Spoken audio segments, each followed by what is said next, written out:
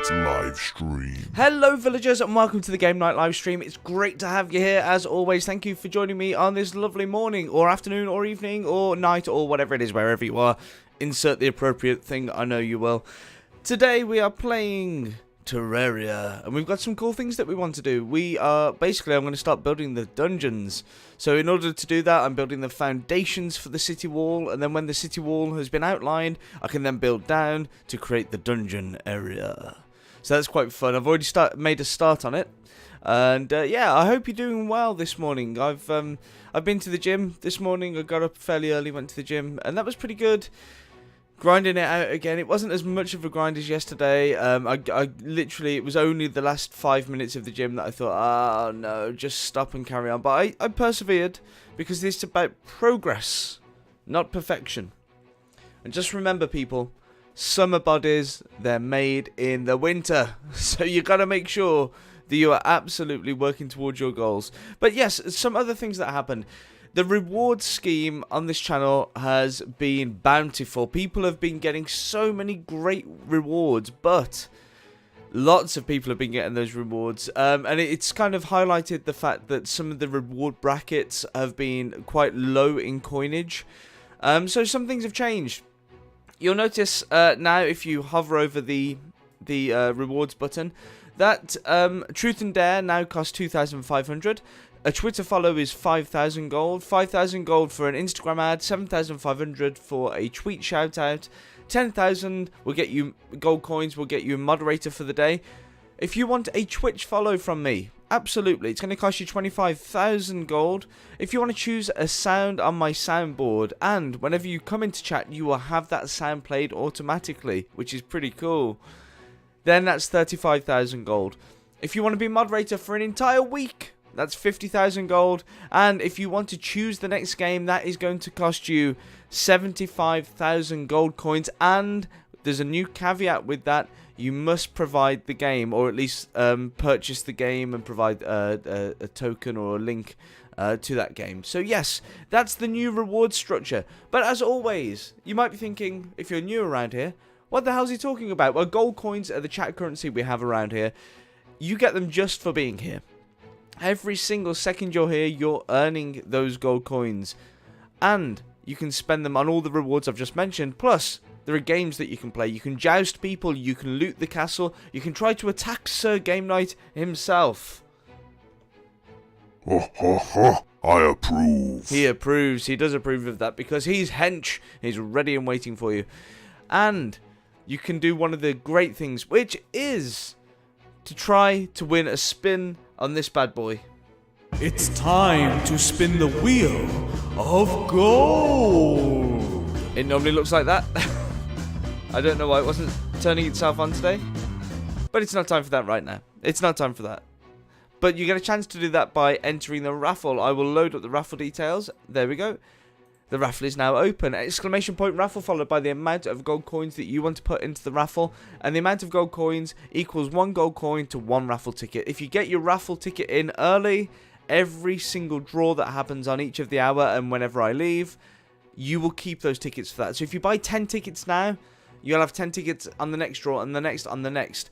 The maximum's 500, so if you can get 500 in early, you got the best chance of winning. Now, yesterday, there was a lot of low spin winners, 100 gold, just 100 gold, but you can get up to 5,000, so fingers crossed, today might be the day you win big. Right, let's go over to the game. So, the first thing that we'll do, this is the castle, I will show you. It's getting fairly large, and a bit later on I will show you a bit more of the throne room, which has had some changes to it. We've also got a new library. But for now, I'm just going to finish mining the dirt out of the way for the foundation of this castle. There's a fair bit of it to mine, I tell you. But that's fine. I think those sounds might be a little too high looking at the meter. Let's just see if I can turn those, hopefully that's more agreeable. Let's turn the music up though. There we go. I think that should be a good level of sound for everyone. And whatever you're doing today, I hope it's going to be good. Even if it's something bad, I hope that you come through it on the other side feeling better.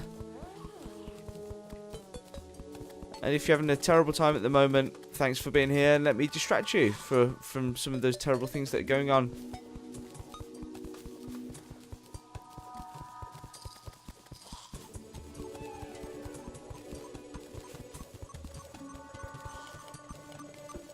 So my main aim right now is to just clear this entire area of dirt, but it shouldn't take too long because I've already done a pretty decent job of that off stream, so that it's not too laborious for you guys to watch.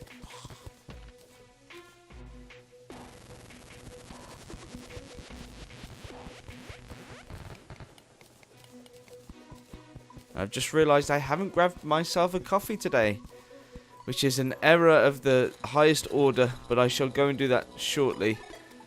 Perhaps when one of the mods hit the room, so that I can leave you in their capable hands. They can answer any questions that you might have.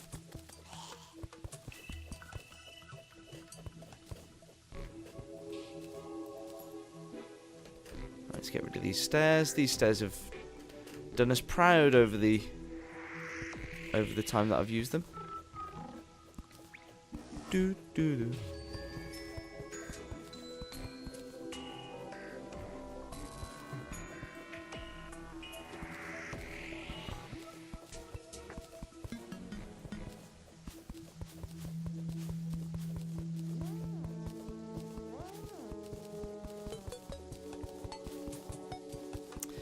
I'm finding that the mount is does get in the way. Not the mount, the pet, the familiar does get in the way from time to time, but it's so worth it.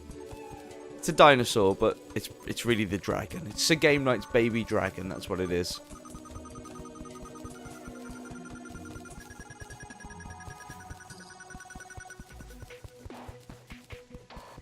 I should close this to watch what time it is. There we go.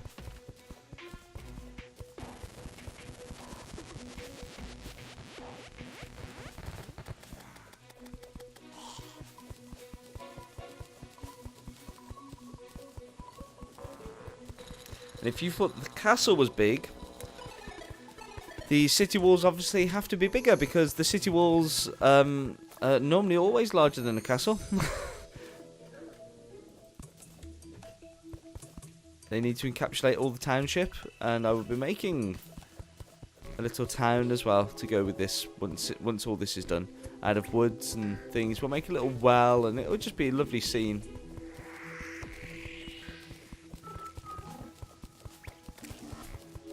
Go away, flying fish. We don't need your kind around here.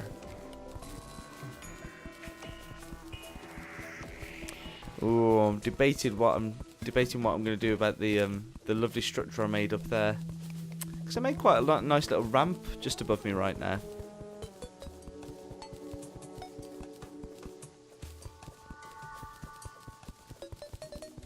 But it doesn't serve a purpose anymore, unfortunately.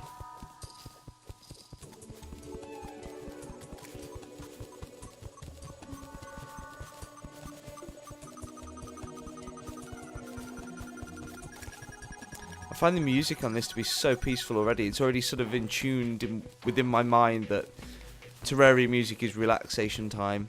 It's building, it's crafting, it's you know, it's a nice feeling. It really is. There's something beautiful about it, about the music as well. It's really well composed. That makes me sound really douchey. This music is so well composed. I'm listening to it on my Bang & Olufsen headphones, giving me the optimum sound range. Got nothing wrong with Bang & Olufsen. It's just nearly everyone I've met that has some Bang & Olufsen equipment, they have to tell you they've got Bang & Olufsen equipment, and then normally a bit wanky about it. Again, massive overgeneralization, but it just so happens to be that's my experience with all the people I've met that are into Bang & Olufsen.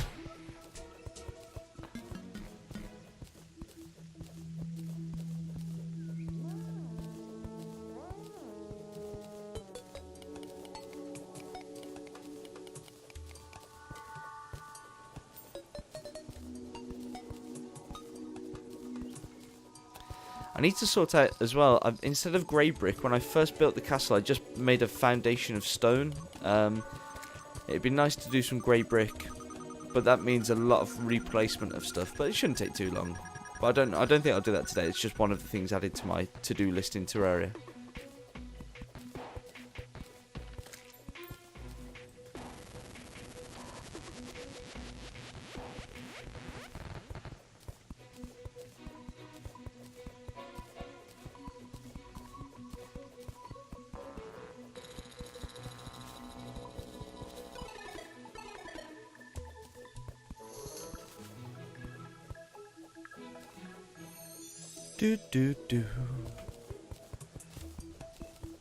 I really liked the Pretzel Rocks music that Jack Little suggested yesterday. Well, I've been using Pretzel Rocks for a while, but the actual particular sort of chip-based music was really great. I don't know how I've missed it, because I'd looked through the playlist before to find something suitable, and I was looking for 8-bit, I think, but no, chip music, or whatever it was called, was phenomenal. The kind of music I'd probably listen to just off stream, just in the background, which is always a good find, I find.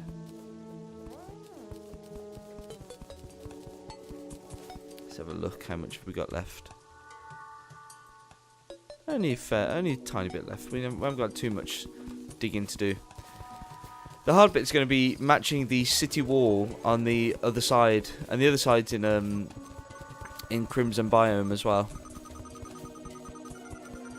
So that's also going to be fun. The people on that side might not get as fun of an experience.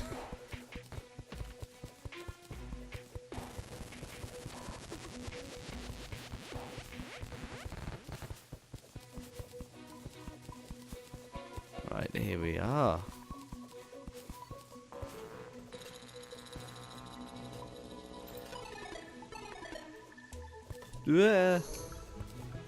Do not die.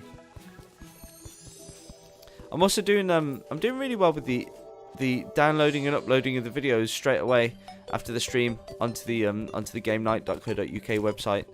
I was getting really behind with it because you miss 2, and then that's sort of a bit more of a ball ache to do, and then just I'd missed like 10 or something.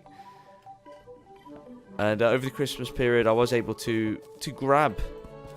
I was able to grab some time and just leave stuff uploading on in the background, so it worked out very well indeed.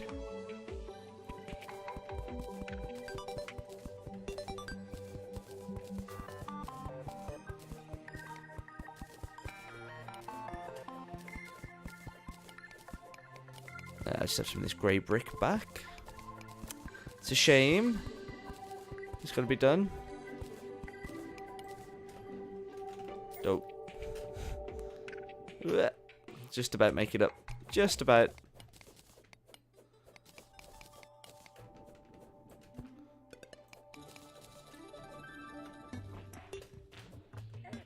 I also need to get a better grappling hook. That could probably happen today, because I think I've got all the required ingredients.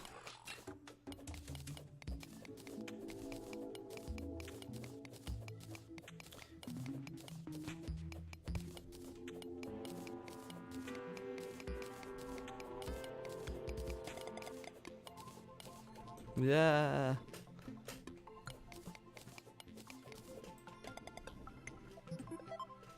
Right, so I need to just mine all this stuff now, and then build a suitable wall. Well, I don't know what the castle is technically standing on right now. This is where the physics of the thing starts to break down slightly.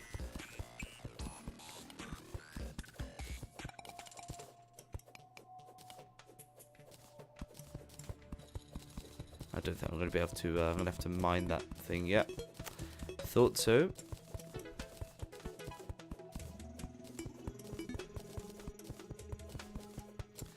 We'll put proper flooring in here.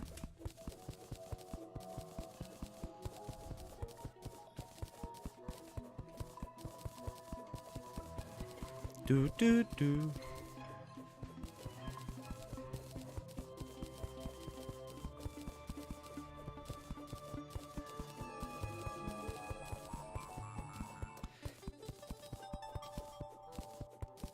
I want to kill some stuff today as well. I don't just want to be building things. I think people seem to really enjoy it when I start destroying. So I should get onto that.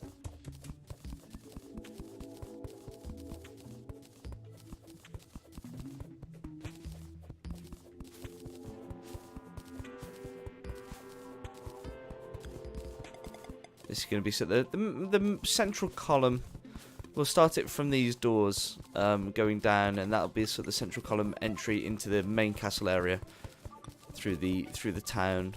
I don't know what the city will be called. Perhaps that I'll open that up to a competition or a vote.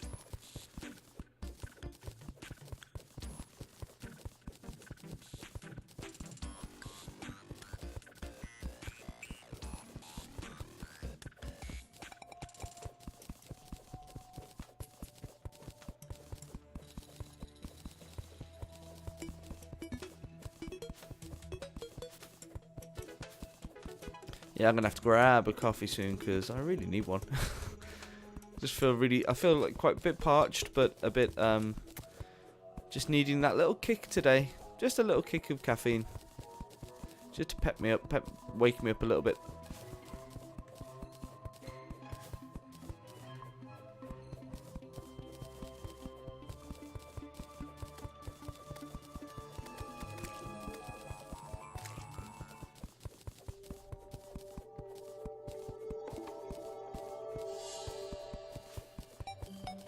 Awesome. Whoa.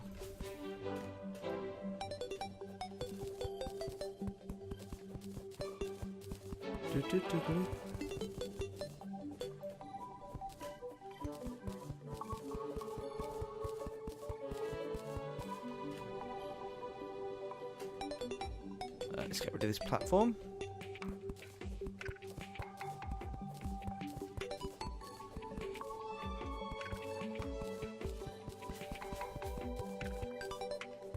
Start the cleanup process. Man, this used to be just one massive hill. I can't believe how it's changed. I might go back and watch sort of one of the first videos just to see the difference. I'm kind of understanding how gargantuan these things are the more that sort of people... Kent! Oh! See this? This is my boomstick! That can only mean one thing. Moderator, Kent is in the room. Welcome, Kent.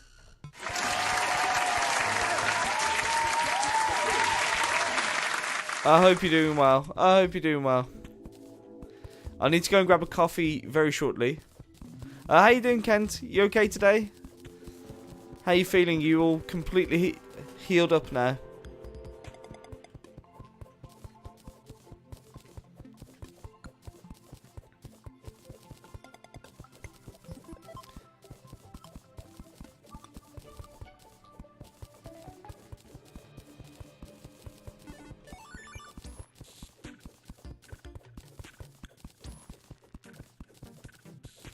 Also, Kent, you'll be glad to hear that the reward structures have finally been changed. All of them have got new price brackets and things.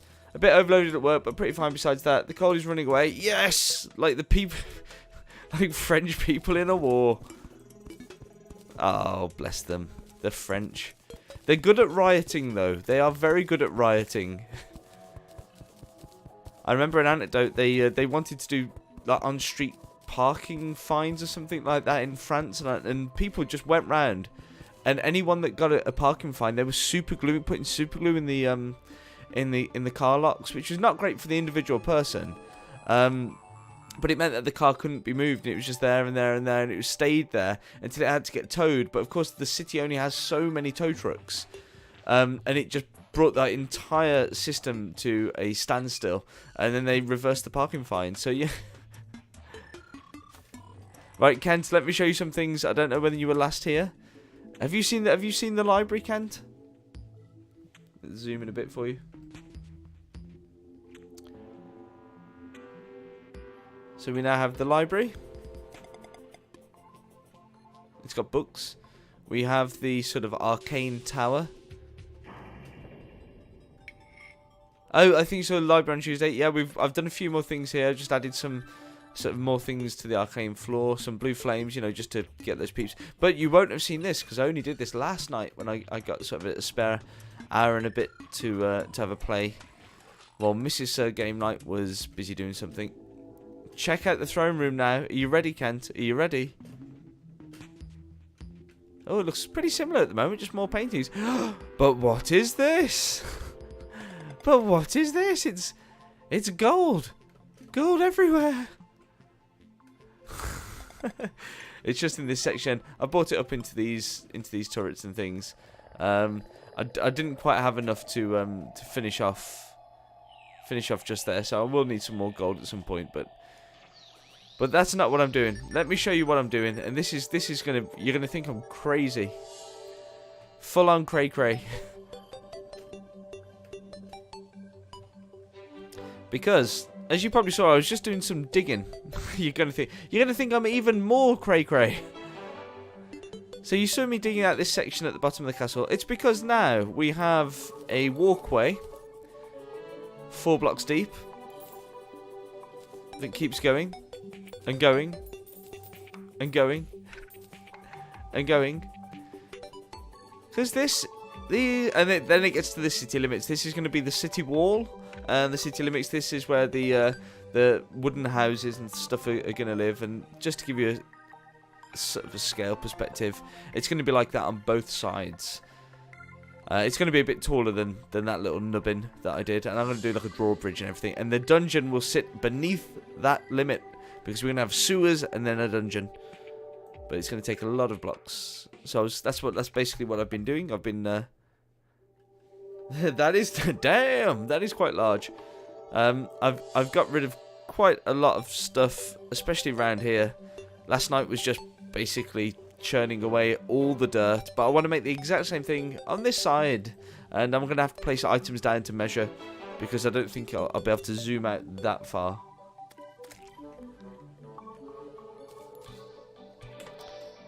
I'm gonna need a bigger boat. Yes, it's fairly large.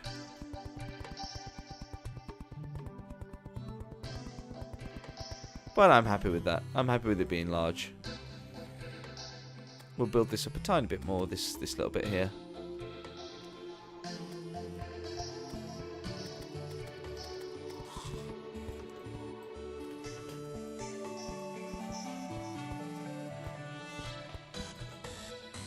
I think it's going to go... Well, I don't know. Don't know how tall it's going to go. It just needs to keep out sort of the invaders. I mean, the castle itself is its own protection. The city wall is mainly sort of a protection from bandits and looters, isn't it? It's the civilian protection, and also an initial deterrent. Perhaps we go up to about that height. How big does that look? That looks about fine to me.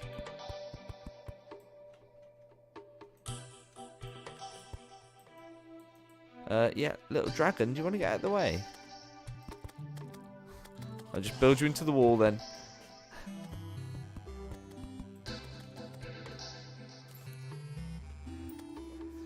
So let me go and... how are you doing other than work being stressful?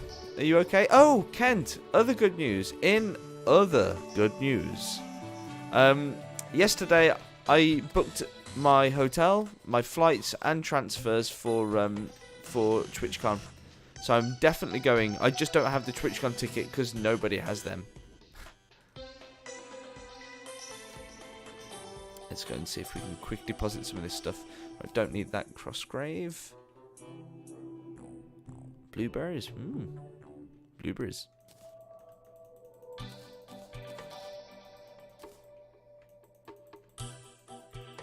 Right, now I need to put these banners. Put these banners in here. There's like a little banner section in one of these. And there it is. The banners will live there. That will be the banner box.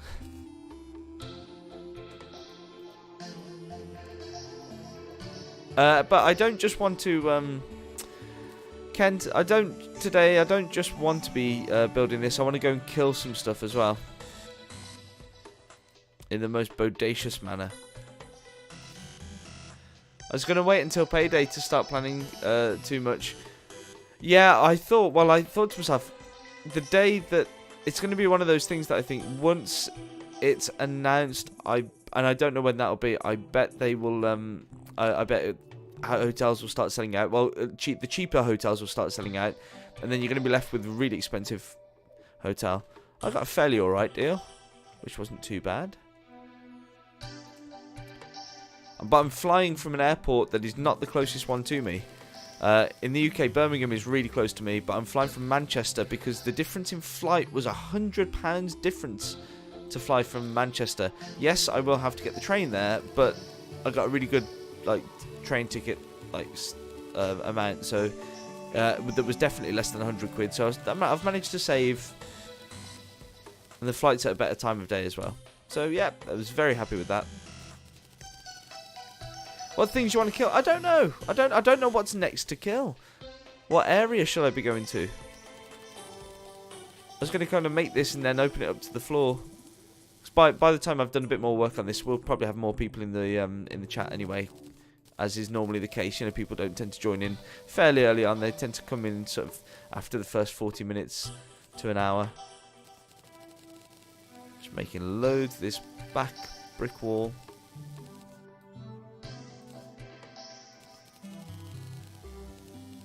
So yeah, very open to suggestion. Very, very much so. That's it. Let's keep that for now, and we'll make some grey brick out of those stone. There we are. I took a quick look yesterday. Saw some 4-star hotels for about €70 a night. That's pretty good for 2 single beds. That seems really cheap.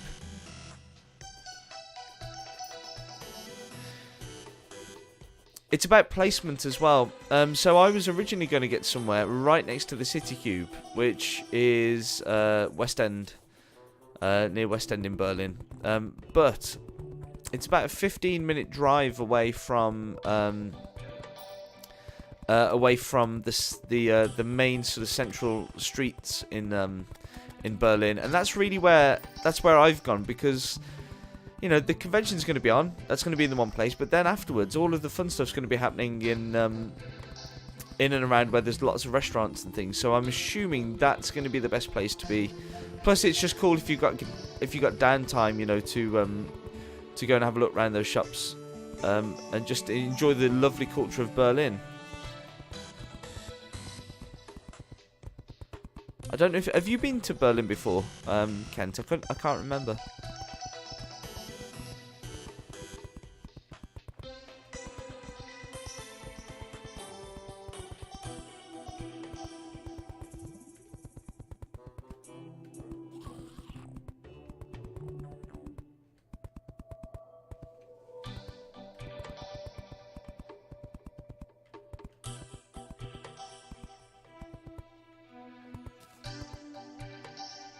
Yeah, I don't recall.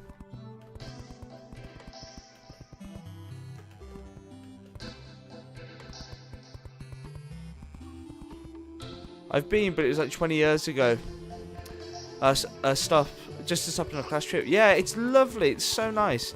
And one of the things that I really like is that like people are using like bicycles. A lot of people are sort of bicycling around rather than there's lots of people driving, but there's lots of people on bikes as well, where you don't get that as much in the UK. People don't tend to be on bikes travelling around the city. I mean, in London, a bit more so, but not to the scale of Berlin.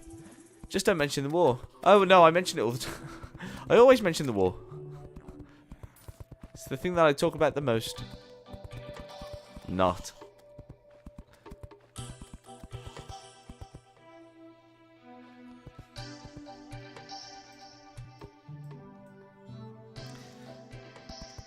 I need to double check as well that I don't need to get another passport because after Brexit, I'm assuming there'll be a grace period, or perhaps you get your new passport, the new sort of blue British passport instead of the burgundy EU one.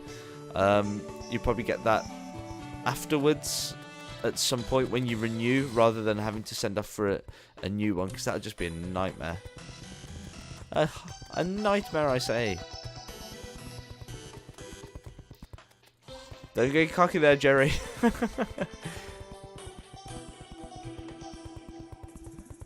Also, the place where I will be staying is central, and when I stayed there earlier on in the year, I stayed in a fancy hotel called Hotel Zoo. But it was literally like a 5-minute walking distance to a supermarket. So I know that I'm staying fairly close to there as well. So I know I can hit the supermarket when I get there, grab some goodies for my room, and yeah, probably go out and eat food with you guys and other twitchy people. But I always like to have a bit of food in reserve in the hotel. Is Brexit finalised? No. No, just all the news outlets want to sort of avoid saying Brexit because people are getting really bored of it.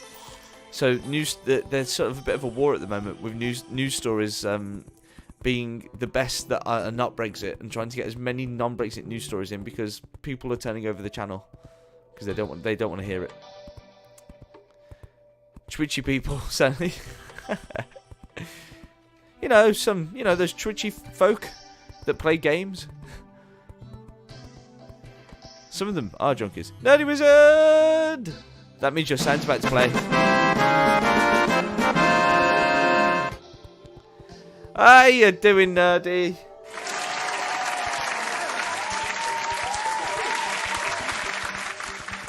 It's great to have you here, as always. 2 moderators in the room. Yeah, no, Brexit was literally just a minor point in a larger one. Basically, I've just booked on to... I booked my hotels in Berlin, my flights to Berlin, and my transfers for TwitchCon. So the only thing that I need now is to get tickets for TwitchCon, which I don't think anyone can do at the moment. How you doing, Nerdy? You okay? Are you well? And the talk came to Brexit because I said another thing I'm unsure of is my passport situation, and will I need to get a new British passport that doesn't say part of the EU, or will it just phase out? And when I renew, will I just then get one then? Which I guess that seems the more sensible thing for the government to do. Oh, bugger off! I don't need a goblin raid. Right, let's deal with this. Let's deal with this. Have you bought these in, Nerdy? Is that what you've done?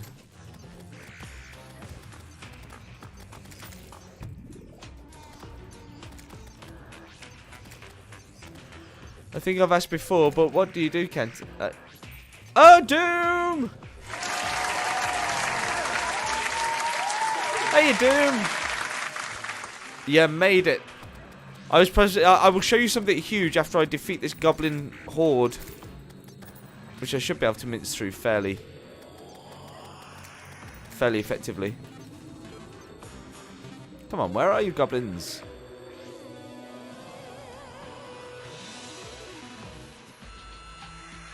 Yes, you did say you would be here, but you might have been really tired. I do like the music when the goblins are attacking. In 13 hours, your brother will be mine. Points to the nerds that like that one.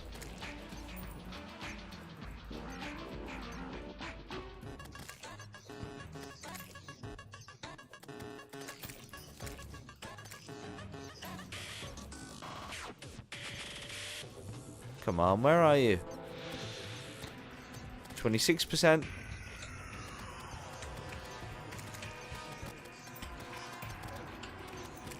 I'm just getting really cocky now. just ploughing into them. I slept earlier when I had my headache. Oh man, I'm sorry to hear you had a headache. Was it a headache or a migraine? I suffer from migraines a couple of times a year, but they're debilitating. You're literally like, there's nothing I can do. I get completely blind. I get extreme vertigo, which makes me sick to the teeth.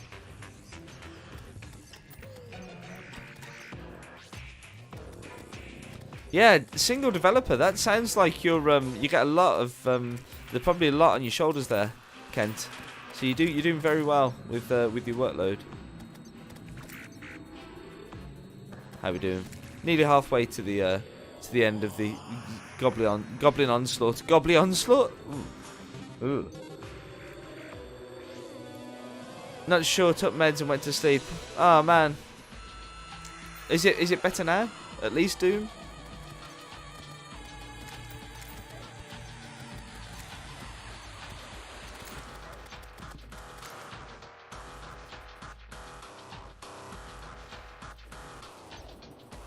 Also, Doom, I've upped the rewards for things like sounds, but I know you've been a sort of an early proponent and a strong supporter of the channel, so I'm happy to still keep the sounds at the agreed 25k gold coins. Don't forget, guys, the raffle's open if you want to get your raffles in. In other good news, Half-Ass Backwards is going to be streaming again from next week, which is phenomenal. Get a shout out for Half-Ass Backwards, that'd be great. Raffle is going straight. God bloody hell, Doom, you've gone straight in for the 500. Lovely. It's the best tactic, maximum stuff throughout every single spin of the day. And Nerdy's taking the same. It's the best thing. 75k for a game now, and yeah, that sounds right, Kent. Yeah, it's not only 75k for a game. You must provide the game as well.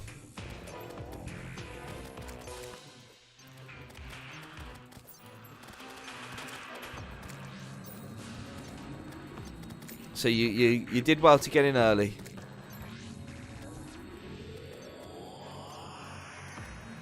That's okay. Early doors is good. That's the sort of benefit of coming early doors for things, isn't it? You get the benefits and bonuses. Is my little gel dude dead? Oh no, he's working on the other side of things. 79%. We've nearly done this, and then I can show you all what's going on. Come on. 85, 86, 87. Just body check them. Just body check them. 90. 10 more and then we're done. Cough, copycat cough. Who's joined the castle looting? Hold on, there's a loot going on. Oh, yeah! Feeling brave? You can try to loot the castle. Type !loot followed by the amount of gold that you want to stake. If you successfully loot the castle, you will double this amount. If you fail, you will lose the money that you stake. Yay! Goblin army defeated. Right, guys. First of all, let me show you around the castle. Show you some of the changes that we made. We now have a library. I don't know if anyone has seen the library. It has begun! Everyone get ready and prepare. Where is it? Prepare your swords before dismounting your horse and heading into the castle. Casualties have fallen, but the remainder of the team managed to make it out of the castle alive, each with their own share of loot. Nerdy and Kent. Oh, that means Doom and me. Womp womp. We're dead, but well done for Nerdy and Kent. Well done, well done. So this is the library, guys. And then this walks into the arcane tower, which is full of arcane stuff, or will be more full of arcane stuff, as and when. This is just part of sort of the arcane feel of this section of the castle. And then let me go and show you up at the throne room, because I made some big changes to the throne room last night. I had a bit of time.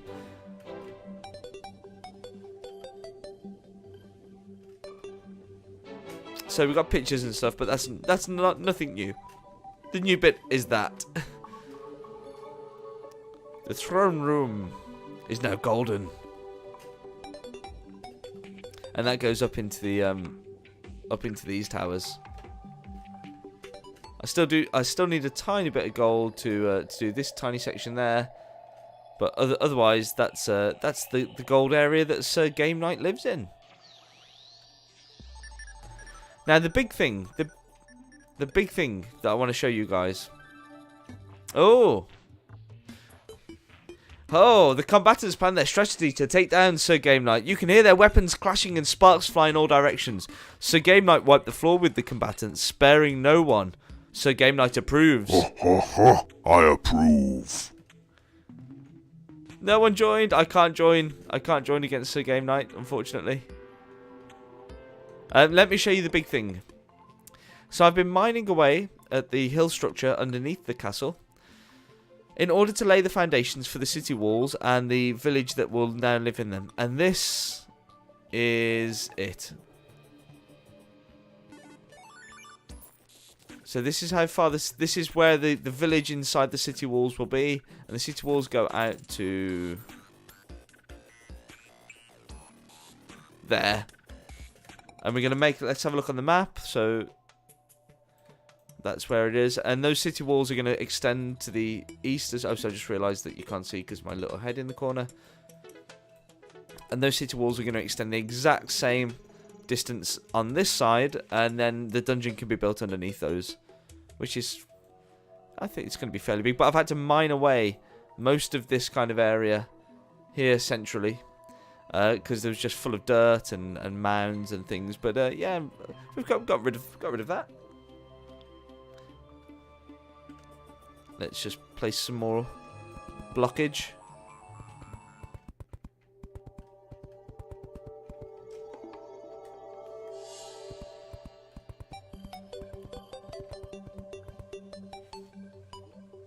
Don't worry, I've got plenty of these blocks. It's just a shame that I was going to mine all of this off, and I thought, oh no, I can just keep building using the quick cursor tool or whatever it's called. But it doesn't. You can't actually do it very quickly with that. You have to do it on the regular cursor. So I'll just make a walking kind of line all the way across. Are the QQs, is that two shocked faces? Is that what that is? Looks like an owl.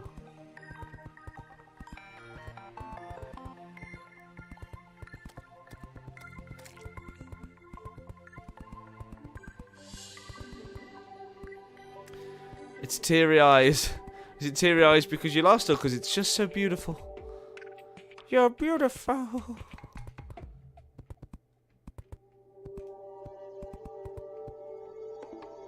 Oh, because no one joined. Oh, there's me thinking it was because it was just so damn beautiful. This vast expanse.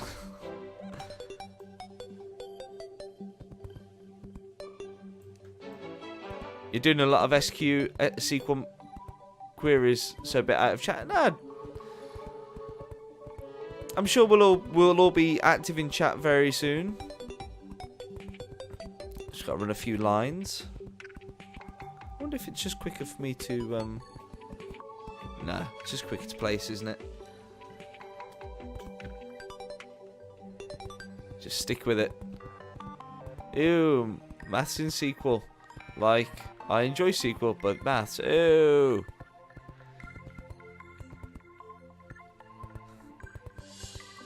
Yeah, so I'm pretty stoked about TwitchCon.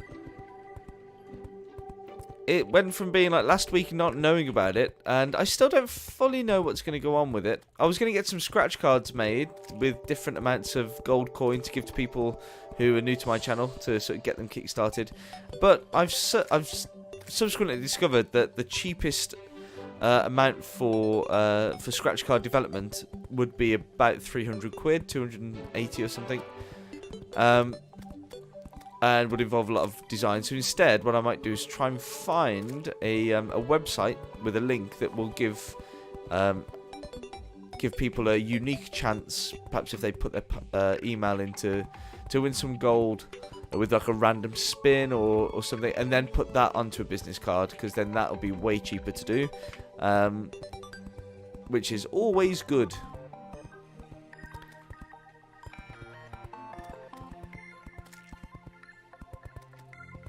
But I still don't fully know what I'm going to do with that. It's just sort of a thought. But it'd be nice to be able to give people, you know, instead of just meeting people and giving people a business card and saying, "Oh look, yeah, that's my stream. Go and watch." It'd be nice to say to people, "Look, this is my stream." And if it is something you're interested in, if you do like retro games, or if you just want to have a good laugh and come and hang out and chill out with the cool community we've got over there, then you know you can jump right in, grab yourself, you know, it might be 1,000 gold coins, or, you know, perhaps there's like a 10,000 gold coin jackpot or something, and people just join in. I don't know. Be happy for suggestions. I saw some interesting things on. I can't remember how many of you joined me to go and see Red Weird yesterday on the raid, but he's a cool guy and he's got some great stuff going on. He had a poll going on that he sort of had in a website, and then just dropped a link into the chat where people could vote on stuff. So I thought that was really good. I also like the voting dynamic. I've seen Half-Ass Backwards in his games give 3 options. A number than 1, 2, 3. A straw poll. Yes, I think it was. And Half-Ass Backwards normally will say, like, in a game, should I choose, you know, good, bad, or just, or evil, or no, or something, you know, not bad and evil, the same thing. Good, neutral, or something terrible. And I give three examples, and people just put the number 1, 2, or 3 in, which is a nice way to do it as well. So, but the one thing I know is that I do like that kind of voting dynamic. I think it's nice. Oh, it's a mod from RimWorld. Oh, is it? Okay, I did not know that.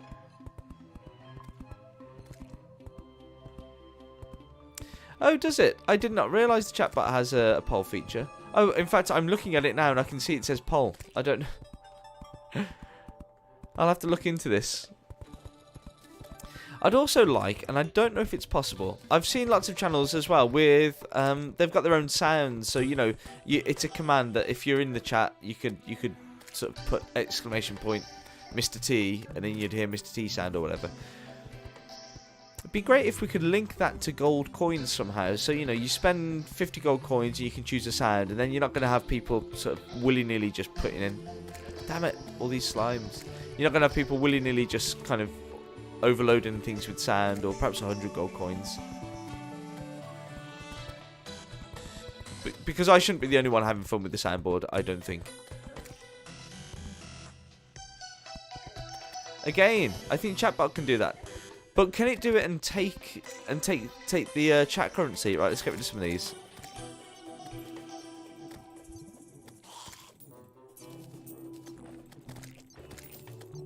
Damn you, slimes.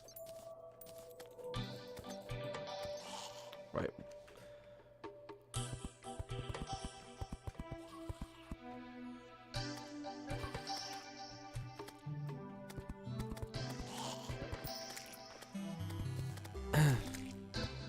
Sound effects cost gold. Yeah, I would like to do that. Yeah, I would also like to make some I really want to make better subscriber stuff, and I could do with a bit of help on that. At the moment, I'm doing RPG stories, so I can't make too many videos for subscribers. And when I make videos outside the game, I'm just doing like grinding stuff. And the last subscriber video I did, I just felt like you know, the subscribers just watch me mine loads of things rather than sort of enjoy watching me do stuff. Oh, the commands have a cost. Ooh, this is interesting. Oh, I might have to get on this then. A task for today.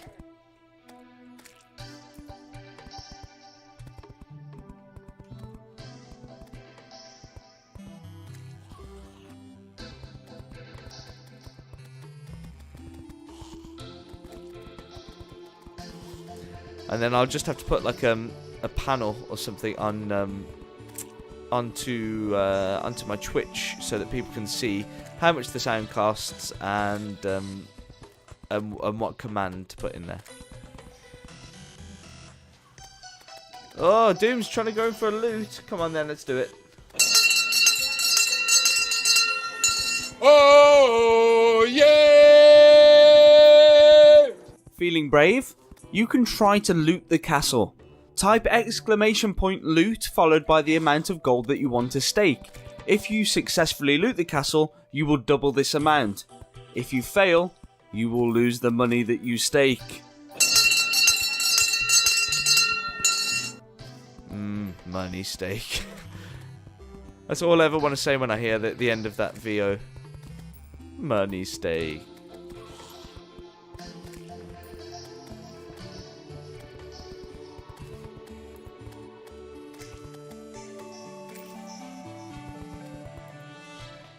Oh, everyone. We all did it, guys. Well done. Well done indeed.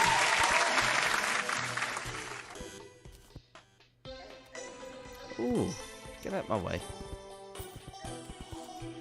Time to kill a few more things.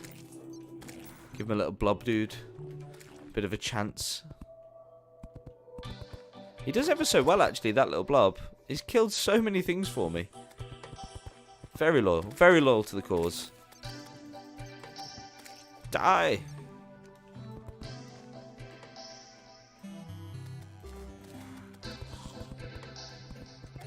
Ooh, no.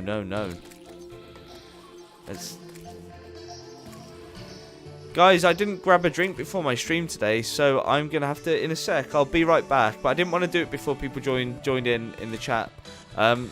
Because then if people turn up and they've got questions, they can be answered. I have a bunch of questions. I want some answers immediately. Name that film.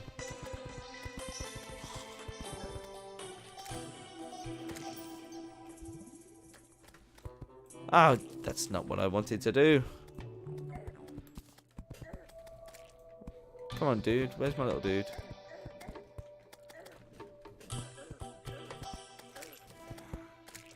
I'm working him overtime, this little guy. Bless him. I might have to start platforming for this next bit. Let's just check it's all. We've got a nice consistent height. Oh, no.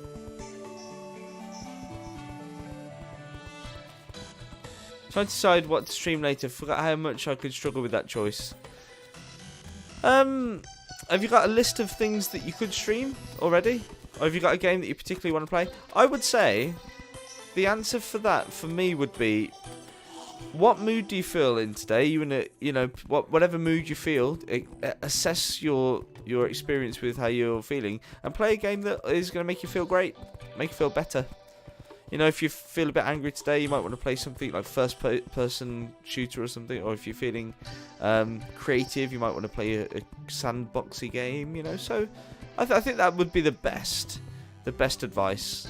Play a game that you want to play. Don't worry about anyone else. Even if it's Magic the Gathering and you're sick of it.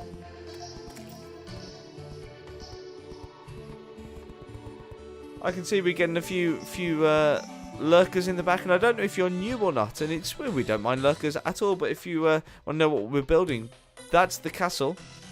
It's fairly sizable, and this is the city limit that we're also currently building. But for now, let's just leave that up there a second. I'm just gonna in case I might do more Final Fantasy 8. Yeah, why not, dude? Just play it. It looks really cool. Fairly sizable. That's what she said. No one's ever said that to me, Kent. No one. Right, guys, I'm just going to be right back for like about 4 or 5 minutes just while I grab myself a coffee. So my mug is empty. Okay. Catch you in a very short moment. And then we'll probably do the Wheel of Gold. So make sure you get your raffles in. Alright, guys. See you in a sec.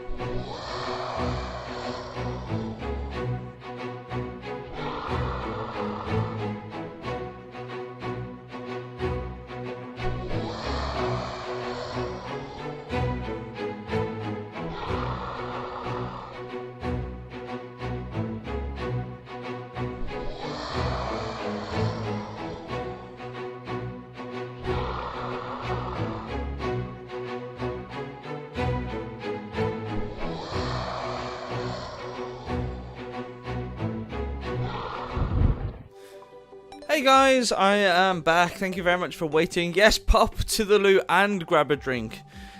You must do them at the same time or none at all. It's a binary thing. You do both or you do none. Thank you very much, Doom. How you doing, Jack? Hope you're doing well. We're just about to get into a Wheel of Gold situation, so get your raffle tickets in. Let me just have a check. Yep. Everyone's in, I think, other than Jack. So I'll give you about 20 seconds to get some raffle tickets, Jack, if you want them. Because now I will be changing the colour of this light and pressing this button. It's time to spin the wheel of gold. That's right. It's time to spin the wheel of gold. You will get one lucky winner. One lucky winner on this hour will have a chance to win 5,000 gold coins. And I'm going to pick a winner in 5, 4, 3, 2, 1. Oh, and it's Jack. Well done, Jack.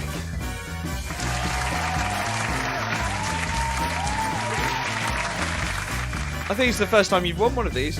Let me know when, and I shall spin the wheel.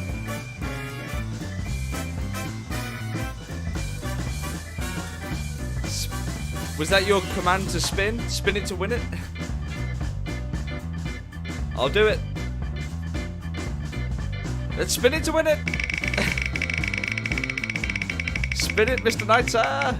Oh, so close. Well done. You got 100 gold coins. I shall be placing those coins into your account immediately.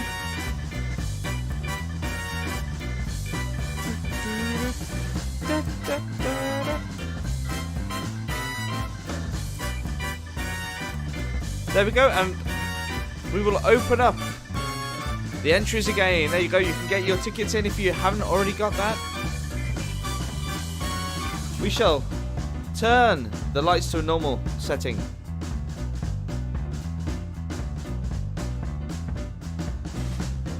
We should turn the spin off. Well done there, Jack. Don't forget, Jack, because you've put in the maximum amount on the first spin. On the next hour after that, and the final little bit before I go, there'll be a draw, and you'll be able to get potentially even more money from that. So yeah, well done, guys. Well done. I'm just going to take a little sip of this coffee. Well, let's put the full screen back up while I do that. So here's the castle that I'm building in Terraria. This is Sir Game Knight's castle. And currently we are building this wall. You can see the extent of my mining. And once the wall's built, we can build a dungeon underneath. Oh, there's a looting going on.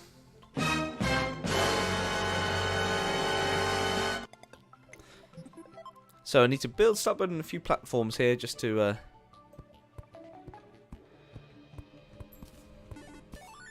Lordy, the flies. Was lordy to the extent of the castle. It's fairly sizable. The throne room is pretty pimping as well. I've just done some gold walls to it.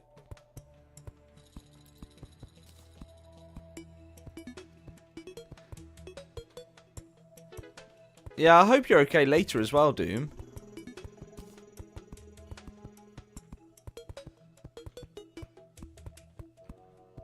Ah, yeah, the rock profiles takes me back.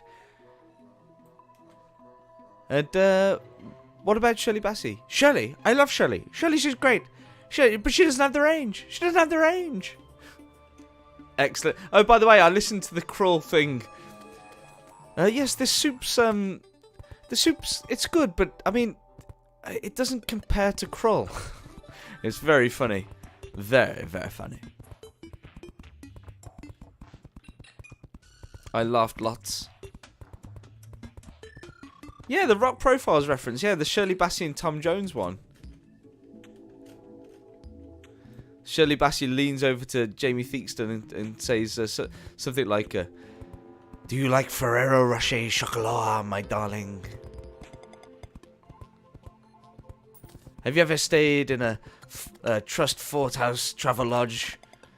Oh, yes, I have actually. You're a wicked man, evil man, trying to seduce me.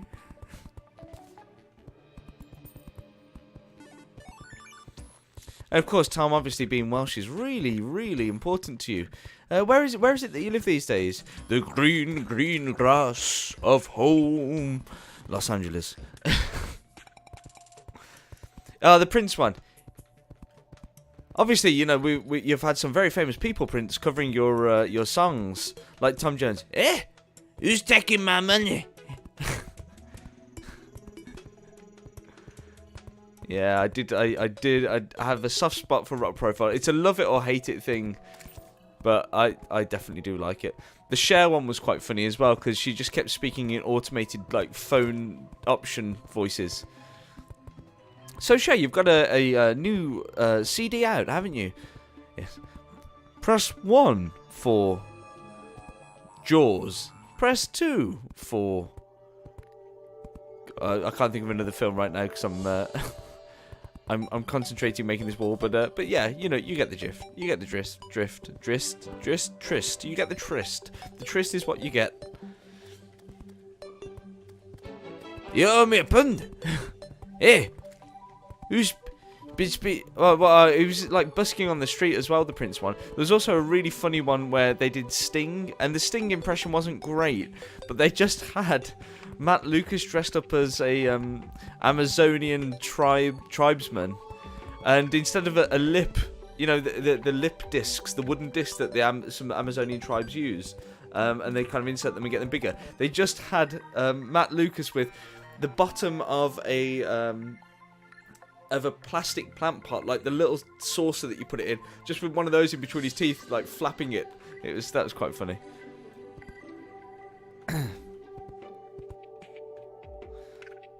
The reality of Frankenstein / the Eurythmics. Oh man, this is taking me right back. Good old British comedy.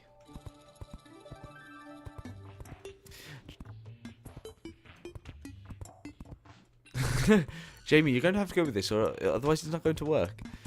Who else did they do? They did loads. They did so many pastiches on people. Like, I just can't remember. There's the few that have really stuck in my mind, like the Prince one and my favourite one, I think, is the Shirley Bassey and Tom Jones one.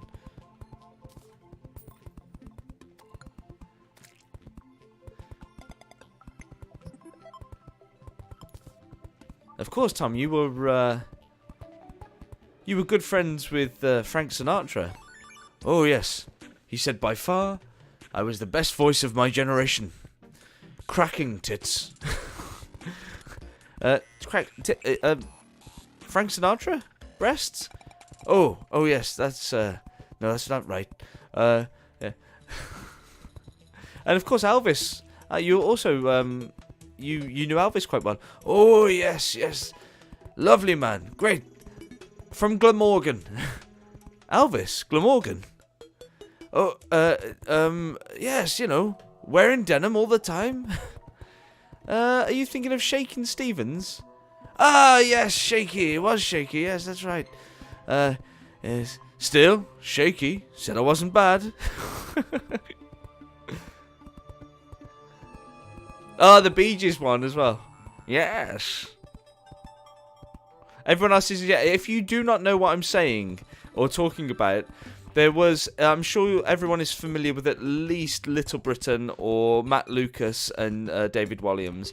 Well, one of their sort of first major TV roles was on BBC Three on some little shorts that would go in between television shows called Rock Profile. It was hosted by a presenter called Jamie Theakston, and basically they mimicked, in some cases very badly, famous people. Matt Harry Lucas, yeah, you know how hairy he is. But his first appearance, I believe, outside of like Edinburgh Fringe and things like that, was on a TV game show hosted by Vic Reeves and Bob Mortimer called Shooting Stars. Welcome to Shooting Stars. Welcome, whoever you are. Let's play Shooting Stars. And he played like a mad drummer dressed in a baby onesie, called George Dawes. Mark Lamar was also on that. Yeah, I was using the smart cursor before, but when it goes over the existing dirt, it doesn't seem to do so well. And damn it, Kent, you know that the name of the smart cursor is Charlene. Let's get this platform out of the way.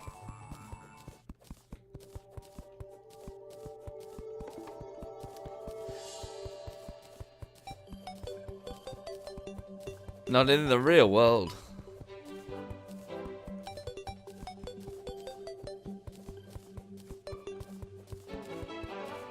Do you have any idea of any of the things that we've just been talking about?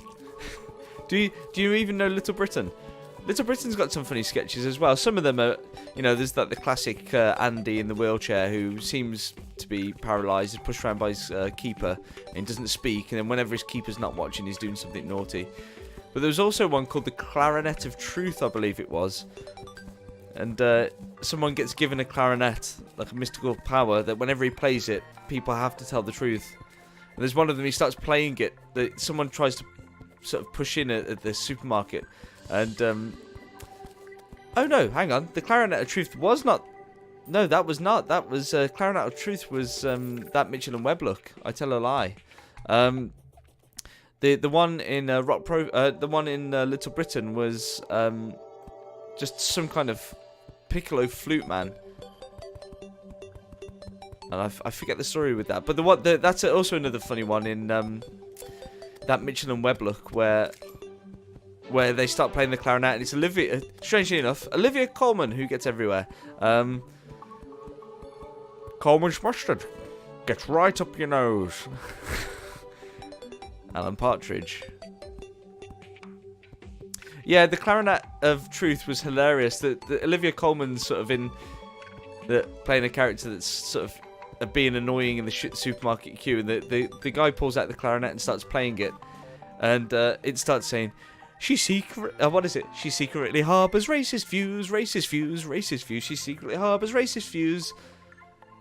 She doesn't think Asians drive well, or something like that.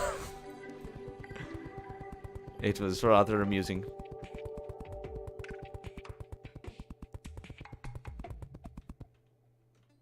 Yeah, in Little Britain he was a hotelier, and I'm pretty sure it was like a piccolo or something.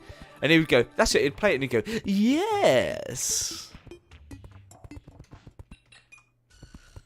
Come Fly with Me. Did you ever see Come Fly With Me? That was the sort of their piss take on the fact that like there was an airport related real life documentary on every major channel at one point. So they sort of pastiched all of them.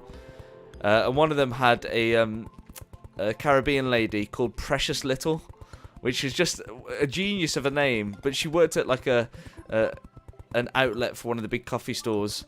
And she never wanted to do any work, so she'd do some. You know too much. You know too much. I might need to find a Precious Little clip and put it on there. So you'd have the sort of the faux documentary man saying, "So, Precious, aren't you opening up today?" Well, the Lord in His almighty wisdom, He's given me water. He given me fire. He given me coffee. He's also given me the most excellent marshmallows to go on the top of the coffee. But me got no cup. So the Lord in His almighty wisdom has given me the day off. Praise be. Oh, excellent. Alrighty, so again, I'll have a pop it on into Discord. I'll get it up in the next break. You shall have your sound.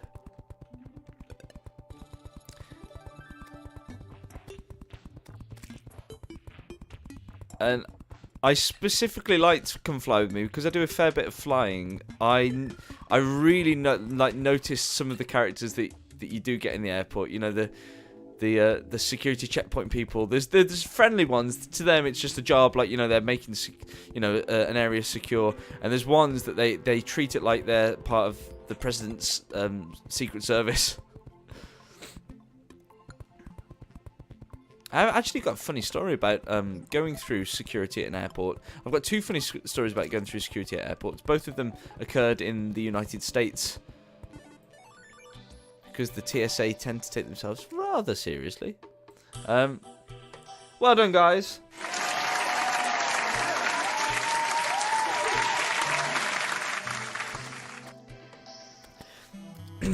So my first story, which I will share, is that I have a travel bag, which is a carry-on case, so I can take it into the aircraft with me. It doesn't need to go in the hold, but it is literally just the right size, and it's a pretty cool bag for me because if you ever tried to travel with a suit, packing it up into a suitcase, despite the name being a suitcase, does wrinkle it something awful, and it takes a lot of work to get your suit back to normal, especially, you know, if it's got a nice cut to it. It can be almost impossible at times. So I bought this case not only because I can carry it on with me, it means I can never lose my luggage, but the suit wraps around the outside. There's like a garment bag, like the kind of garment bag you'd put a suit in, but that wraps around the outside and sort of clips in and velcros together. And it's called a sky roll spinner, if any of you want one and are interested. I'm not on commission or anything like that. I just think it's a cracking bit of kit. It's got a little laptop section. The whole thing's really well thought out, and an area for your toiletry bag. So to get into the main compartment is a bit tricky because you have to take the garment bag off first, which is not normally something you'd have to do with a suitcase. So I'm going through security, and I get pulled over for like a random inspection. And I pack a lot into that suitcase. I'm very good at sort of rolling packing, which is where you roll your clothes up. So everything's tightly bound, and sometimes the problem with that is that the scans do show that there's areas that are very dense. So, you know, I do get a spot check every now and again, which is fine. So I'm getting spot checked, and this guy says to me, "Yes, sir. If you could come over to this section of the checking area, place your bag on the table." And he's like being very deliberate not to touch the bag. No, sorry. He's got the bag. He's been very deliberate for me not to touch the bag. And what's it? I love that those guys in those particular makes suitcase lock. they fill the criteria. And the worst thing about any lock on a suitcase is that, not to make this a teaching channel for security, but just so that you guys don't get conned. If you take just a biro and put it onto a zip and just bang it, it unweaves the zip, and you can literally open the case by running your finger inside the zip, open it, do whatever you wanted, look at stuff, and then take the locked zip, the two zip locks together, and pull it round. And when you pull that zip around, it reseals it, so you can actually check without ever having to go into any lock. It's quite crazy. Anyway, this guy says to me, sir, don't touch your case. We're going to place it on this table. And he takes me to this little area, and it's got like a semicircle. And he says, sir, you must remain outside of the semicircle. In the semicircle, there is the table with the case. Do not come into the semicircle. If you approach the semicircle, we have to take drastic actions. And he's just being quite, forthright. Which, if you suspected I might have something suspicious in my case, then yeah, why not? I'm not, no offense at this moment in time. Then he says to me, okay, sir, I'm going to open your case. And then he takes about 2 minutes to try to work out what to do. So I start describing it to him. Look, yeah, there's like a garment bag around the outside. First, you have to flip it over, undo the 3 clips, and then just pull the Velcro, and then unwind it, undo the clips that connect it, and then you'll be able to get to the main compartment. It's really simple. It's easy to do, but, I'll just guide you through it. And he said, okay, thank you, sir, I'll get it. He took 2 minutes, could not get it. Absolutely not an idea of what to do. So he eventually said, okay, sir, here's what's going to happen. You're going to walk over to the case. You're going to unravel the case in the way you've described. Nothing more, nothing less. You're then going to present me with the area that I need to open to get to the main compartment of your suitcase. Is that understood? Yeah, absolutely, no problem.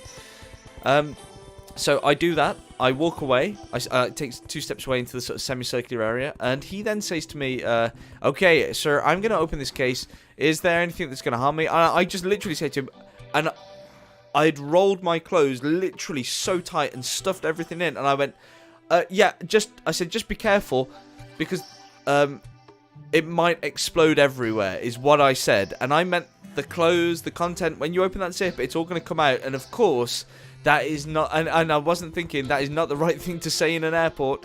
And he reached for that gun, and he grabbed his sidearm, and I went, no, I mean my clothes will explode everywhere. And he went, poor choice of words, sir, poor choice of words. And then he sort of nodded at one of his staff, who then, while he carried on looking, kept his hand entirely on his sidearm the entire time, in case there was a bomb in there. Yeah, really poor choice of words.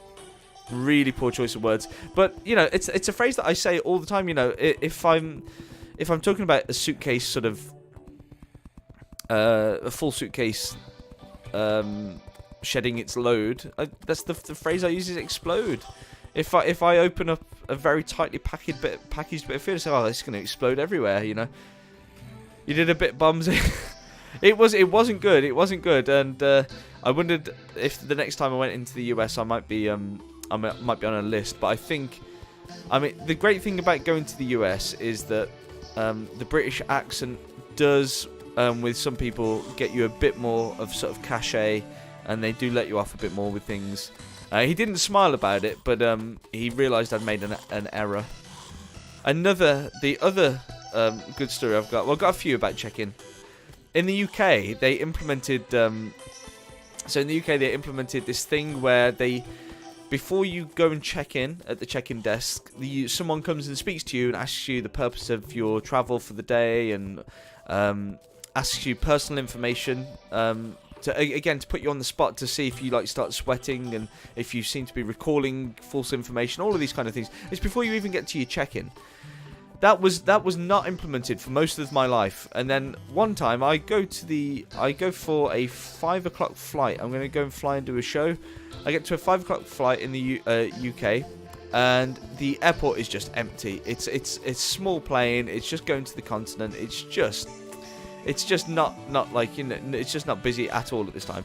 And so this woman walks up to me, and she says, "Hi, how you doing this morning?" I went, "Oh, I'm doing really well, thanks. Yeah." He says, "What are you doing for travel?" And I said, "Oh, I'm traveling for business." And "Oh, what is it that you do?"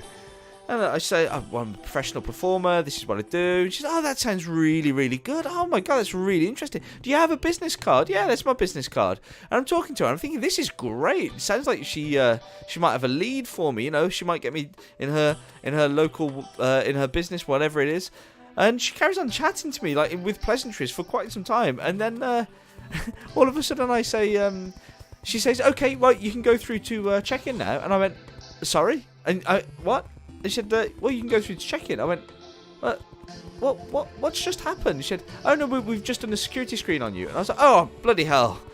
I really genuinely thought someone was just being really nice and interested and friendly. Turns out not so much so.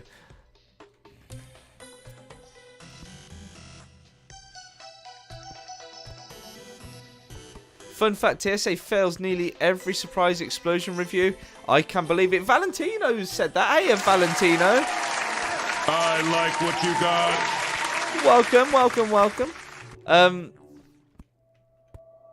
Even the most rudimentary explosives. Yeah, I remember Phil Smith, if any of you magish people know Phil Smith. Phil Smith reminded me of an article some time back where a guy tried to take on to a plane. Do you know, like, you get cutlery sets, you know, it's just like a spoon and with a fork sort of nestled inside, and then you have like a blunt knife on the top, and it's just like they're normally like fairly short, and they're just like you carry them around in your pocket, and you eat your food with it. It's just so you've already always got a set of cutlery with you. So this guy was at security in one of the airports in the UK, and they say, yes, sir, you cannot take this in with you. You can't take these items onto the plane with you. They're sharp, they're metal. And he says, well, look, he said, actually, that is they're the kind that you have on the BA flight. He said, I'm going on a BA flight, so, you know, what's the difference if I carry my own on with me or if I get them when they deliver the meal? And she said, like, well, you can't be certain these are the British Airways ones. And he said, well, I can. He said, because I probably shouldn't be saying this, but I stole these from a British Airways flight, so, just you know, a few weeks back. So this is absolutely, you know, other than me stealing these items, this is absolutely what's going to be on the flight. And they said, yeah, sir, we still can't let you take these on. Here's the kicker: he was the pilot of that flight. They wouldn't let him take his own his own bloody cutlery onto the flight with him.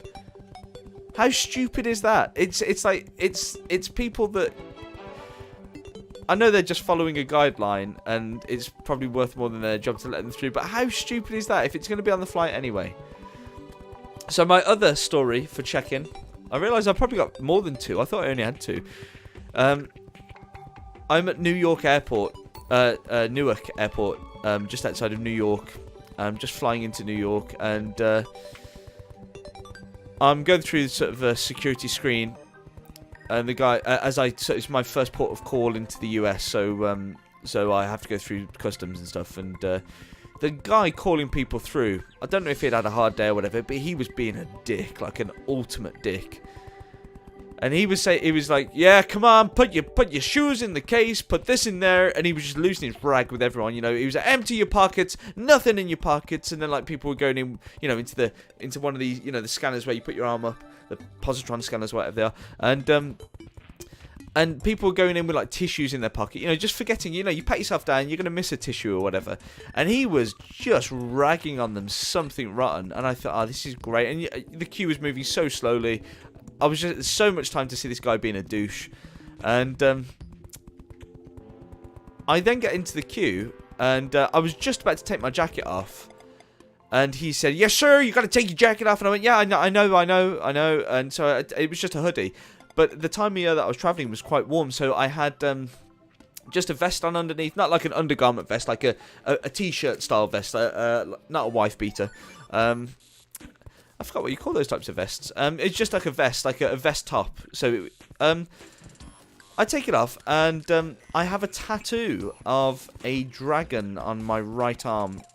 And as soon as I took my top off, because the vest was displaying the top of my arm, he saw this this tattoo. And a few people that I know that that have been in the SAS and things like that have said that the tattoo is fairly similar, and it looks like a fairly regiment-style tattoo. So, upon seeing this tattoo, this guy went from being, and you've got to bear in mind that the American level of deference for service personnel is immensely high. You know, if you're a soldier, you're probably going to get preferential treatment, not necessarily from the government, but definitely from the citizens.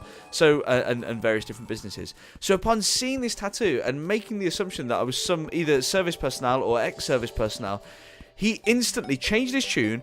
He pulled me forward in front of the other guests. I'm like halfway. I'm just loading onto like this conveyor belt thing. He said, "You forward, here, come on, soldier," like that. And he called me forward, and his attitude could not have been nicer. It was night and day. And as soon as I walked back through the scanner, I did my scanner. As soon as I walked through and went and collected my bag, you could hear him shouting at everyone again. I just thought, it's such a weird. It's not quite a bomb vest. That's for special journeys. And by special journeys, that's for places that I want to stay longer than my intended time. Wait, what? Yeah, it was so weird. It was just the strangest. I mean, I didn't say I wasn't a soldier, because I quite frankly wanted to get through security as quickly as possible. But I didn't deny it either. I didn't deny it. I didn't confirm it. I just let him think what he wanted to feel. Free orange pajamas, yeah. I know a few performer friends that have been caught out with. They haven't had to wear orange pajamas. They've had to wear blue pajamas for illegally being there. In the performance world, I always recommend go and get yourself a visa every time you work in a different country that requires a visa. Don't just chance it.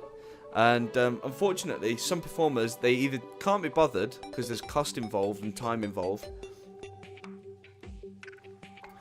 or they get booked last minute, so that, you know, you normally need a few weeks to get a visa sorted. But they do say it can take up to a month. And I know more than one performer that has risked it and has got themselves into another country, including the US, only to find themselves being asked a few too many questions and then being deported. And one of the guys that I know, he's such a lovely guy as well. He met a girl over in the States, and he was doing shows while he was visiting there, but not for cash. He was just like helping some people out with some sort of comedy nights and stuff like that. And he was just doing it as a friendship thing, because that's the field of the sort of friendship group that his other half's in is all entertainment based. So he was doing some favours, wasn't accepting any cash for it. Well, turns out that the US government don't even care. You need a visa even if you're going to be doing freebies. And yeah, they just said to him, "Look, sorry, you've breached the ESTA. And we're going to be putting you on the next plane back." And they put you back on the same flight carrier that you come on. And he went on an obscure one, like a Norway Air. For that particular airport, because it's a smaller airport, their next one was in like 2.5-3 days time. So they said to him, "You'll be on that next flight home." And he said, "Well, what do I do in the meantime?" Well, they put him on a bus, a secure bus. And they shipped him out to a facility. They took all of his clothes, put him in some blue jumpsuits. And basically, yeah, he had to stay there for a couple of days until they could deport him. Not great. Free pajamas with every bomb vest. My full name is 18 letters, so I always get randomly flagged when I travel across the States. Yeah, it also doesn't help if your skin is any shade of brown, ranging from a very weak cup of tea right all the way through to unmilky coffee. That doesn't help, and beards don't help either. Another friend of mine, he's a white guy, but he's got a big beard, like a big, huge beard. And ever since he's had the beard, in a hipster fashion, he gets stopped for more security checks when he travels. Which is strange, really.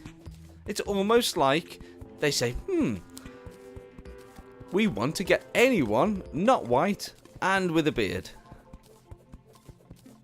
And can you imagine if someone with a darker skin complexion or a big beard would have made the explosion mistake that I made? Do you think that would have gone down as well? I don't think it would have gone down so well. I think the gun would have been fully drawn out the holster instead of just unclipped. Oh, I've just made a goof.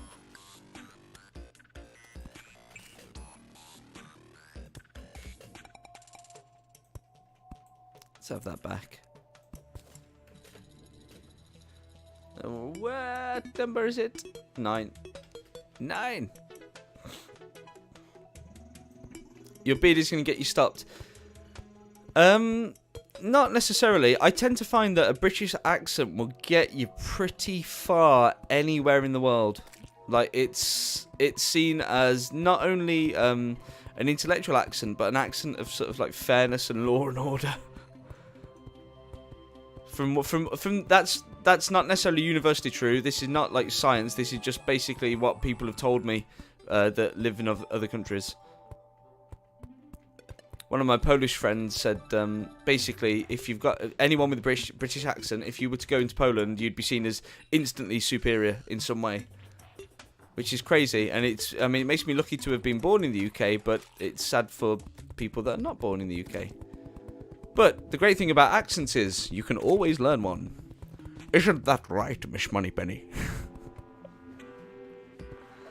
Terrible accent.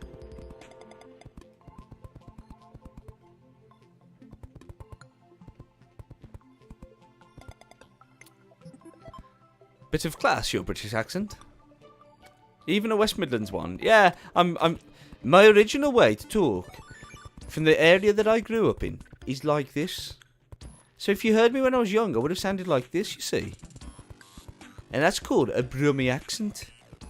It's possibly one of the least favourite accents in the entire United Kingdom. But because I was going into... well, I was saying going into therapy, I nearly said. Because I was being a therapist, it made more sense to change my accent from this one to my normal one.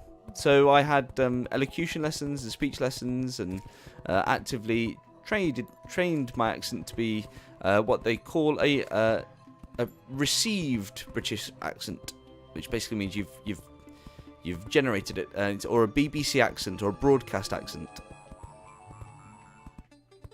I can't do accents, you know. I don't know what accent that ended up being, but it wasn't the one I intended. Oh, let's have a look. Valentino's eyes put something. I was travelling to meet my parents for holidays and packed a backpack. Nothing too fancy, just some clothes and stuff. Was stopped in line. They scanned my bag. Agent went ghost white. Oh, called over 3 other people. They pulled me aside to ask me a lot of questions about where I'm travelling, why I'm in Missouri, where I'm from, etc. They asked me to open my bag very slowly. I pull out laptop cables wrapped around a 9-inch cylinder of dried salami. Oh no. That could, yeah, that could have been bad. Did they take the salami, or did you at least get to eat it? I do feel accents in general. I do feel accents in general have faded over the last 30 years. Yeah, it's the rise of the internet, isn't it? You know, accents, people's ears, people's speech, sort of comes from sounds they remember, and those things can be changed over time. Now, I didn't take anything. They laughed it off. That's one for the Christmas party. I don't know many accents. Let's have a look. Where is it? You can. Let's have a look. What else is in chat? Another thing that I did, I was on a Virgin Atlantic flight from the UK over to the States, and after I finished my sort of dinner, I'd already had some food before travelling, but the food came out just before sort of I was landing, and they're sort of fairly regular feeding schedule, and I kept an apple because I thought to myself, I don't fancy that just yet, but I'll probably want that in about an hour's time. So I put an apple in my bag, and of course got out into LAX, and then they said the sort of the queue for passport control, border control is there, and I'm waiting, and the sniffer dog starts coming around. No problem. I'm not a drugs mule. No problem. And I'm waiting, and then the dog comes and sits next to me, and it's like a little beagle, and I'm just like, oh, what a lovely dog. Oh, isn't he lovely? And the guy says, yes, sir, you're going to have to step out of the line. I was like, what? And I started to panic. Has someone slipped something into my bag? Have I been an unwitting drugs mule in some way? Because sometimes they do. They, in the airport of, what some of the drugs gangs do is they wait around at flights that they're going to travel on. They place drugs into your bags surreptitiously, and then when you land, because you're landing at the same destination, once you've exited border control safely, they will then come and either forcibly take the drugs off you, or they will do it surreptitiously again, depending on their level of skill and professionalism. So I was worried about that, and the guy says to me, have you got any food or foreign objects or agricultural things that you're bringing into the United States that are not on this list? I look at this big long list of things. I'm like, no, I haven't got anything like that at all. Well, sir, we're going to have to do a bag search because our dog has indicated that you have. And, yeah. One of the first things I pull out, because it was one of the last things that I put in, was the apple. And he goes, I thought you didn't have anything, sir. And I was like, oh, crap. I put this into my bag. Completely forgot about it. It was like just the last bit of my meal. And he says to me, okay, you're going to have to wait around. We have to irradiate this apple. And they've got a machine, so it's irradiating the apple. It took a bloody hour. Obviously, it probably takes a few minutes, but they've got loads of stuff to do. I'm just waiting around for an hour, and I get the apple back, and he says, sir, that apple is safe to eat, and welcome to the United States. And I'm like, great. I didn't even want the apple anymore. That was the irony. Well, most apples are irradiated as a course. If you go into a supermarket, most of the apples you will see will have been irradiated at some point as part of the processing. And it's just literally they're on a conveyor belt and they've got beams of radiation going through. And it kills off surface bacteria, surface bugs. Otherwise, apples don't last as long. That's why apples last so long in supermarkets. And if you've ever seen 28 Days Later, the film, which is a cracking film, if you've never seen it, I do highly recommend it. They have a little sort of quip to that, because in the supermarket, everything in the fresh fruit section and fresh veg section has perished, but the apples are still as fresh, even though it's been 30 days.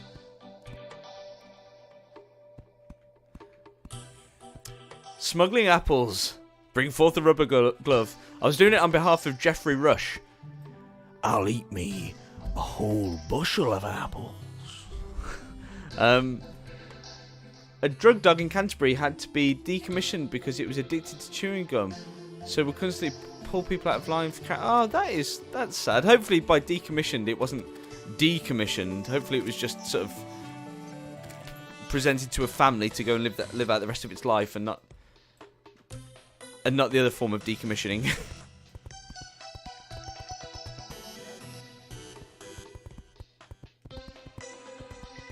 Nah, they retired him. To the farm. Yeah, Benji's gonna go live on a farm now. Why? He likes the chewing gum a little too much. I met someone called Benji a while back. I just thought, what parent names their child Benji? It's clearly a dog's name.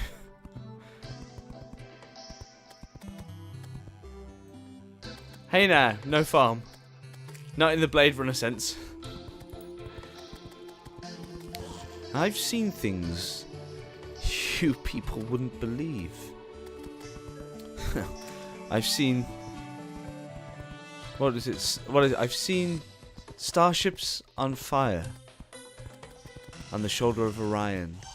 I've seen sea beams glisten near Tannhauser Gate.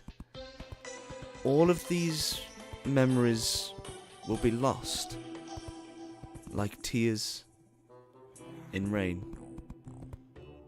Time to die. Rutger Hauer at his finest, for sure. As much as I love him as Drago and other things. Ah, that's it. Attack ships on fire. That's it. I got a partial quote. I was actually surprised that the new Blade... Don't tell me anything about the new Blade Runner, because I've not seen it yet.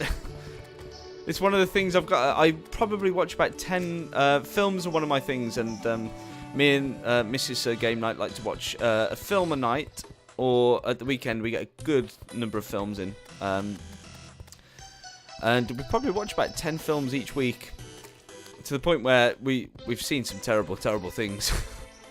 I've seen things you people wouldn't believe. The remake of The Wicker Man. How far do I need to go up with this? One more. Yeah, I can imagine the new Blade Runner. It looked good. I got a sense that it would be good. There's been some really good. They call them reboots when it's a direct remake, don't they? There's been some good reboots of late. I thought particularly one that was good was the RoboCop. I know that's not of late, but the one that strikes me, and I always think to myself, that was actually pretty decent, was the new RoboCop reboot. There was lots of good stuff going on in that, and the real shocking moment when his suit's revealed at one point. You know, when his suit's removed at one point. Yes, seriously good stuff.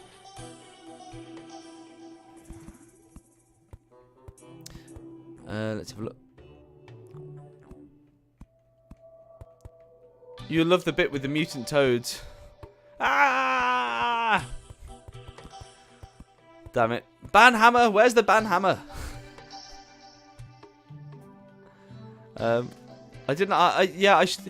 It's always the case, you know. You need someone doing the film that is not doing the film just for a good directorial credit. You want someone that's doing the film because they've got a serious passion for that film, and they want to make it, yes, their own, but stay true to the original, because that's when you're remaking another piece of work, you do want it to be really good. I tell you what was disappointing that we tried to watch a while back, which was the film version of the Full Metal Alchemist, and it's dubbed, which again, that's no problem with it being dubbed, but I felt that it was just generally weak. There was some nice graphics going on, but nice graphics do not make the story and do not make the movie, as far as I'm concerned. I really enjoyed, we watched the other day, we watched Bird Box, which is got a heavy Lovecraft feel to it. Very much so. And this isn't a spoiler what I'm about to say, because it happens in the first few minutes. But yeah, people basically, they see something unworldly that has appeared on Earth and all over the Earth. In various formats, and when they see it, they go insane and commit suicide. And then the people that are already insane, they do not. They champion these things. So yeah, how much more Lovecraftian can one get? Seeing something so incomprehensible that your mind is broken, which is exactly what you'd expect if it was that bad. Passion and brains. What was this? The banhammer is in the shop, sire. It's with those dwarves from Zelda yesterday, isn't it? The partners.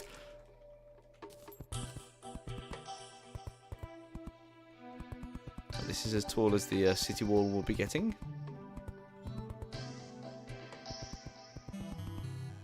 Just to keep you interested.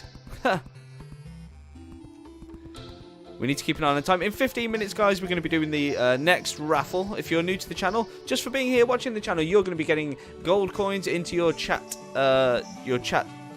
currency pockets. I don't think there's a word for it. Into your chat bank.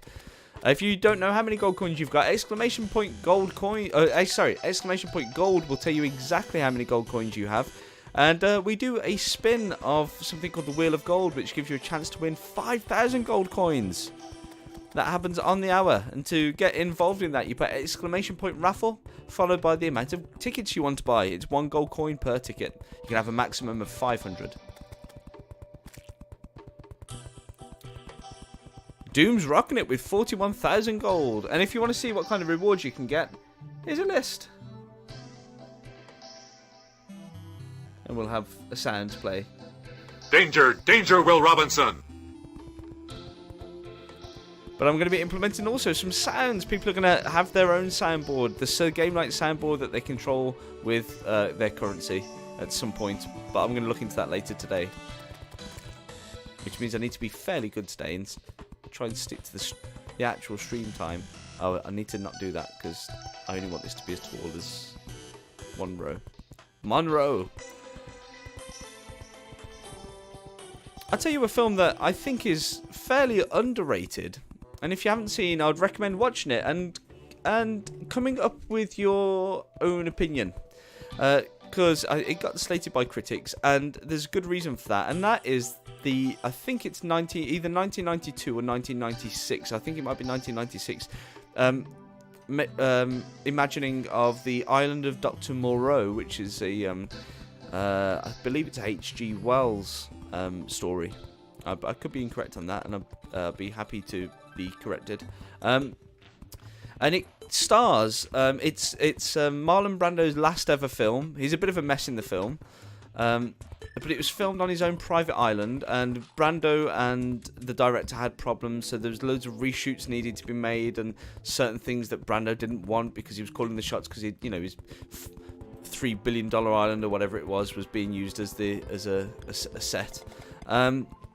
It also has Val Kilmer in, and it also has, and I can't forget the guy, I can't remember the, what's his name? If someone could just IMDb it.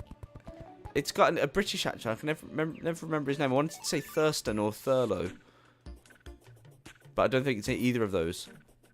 But the film is, if you know the story, you know the story. But the film is I thought it was actually fairly decent. It's got an interest. It's got Fairuza Balk as well, if you might remember her from such things as The Craft. And she's rather easy on the eye. Yeah, I can't really say too much more, otherwise I'll start spoiling it. But yeah, it's a really creepy pre-CGI world of vivisected animals mixed with humans, which is essentially the story of the island of Dr. Moreau, which I'm pretty sure most people are aware of. And it's good because it's not Jim Henson, but it's that kind of like creature feature feel to it. It's really nice. She was in American History X also. I've not seen that.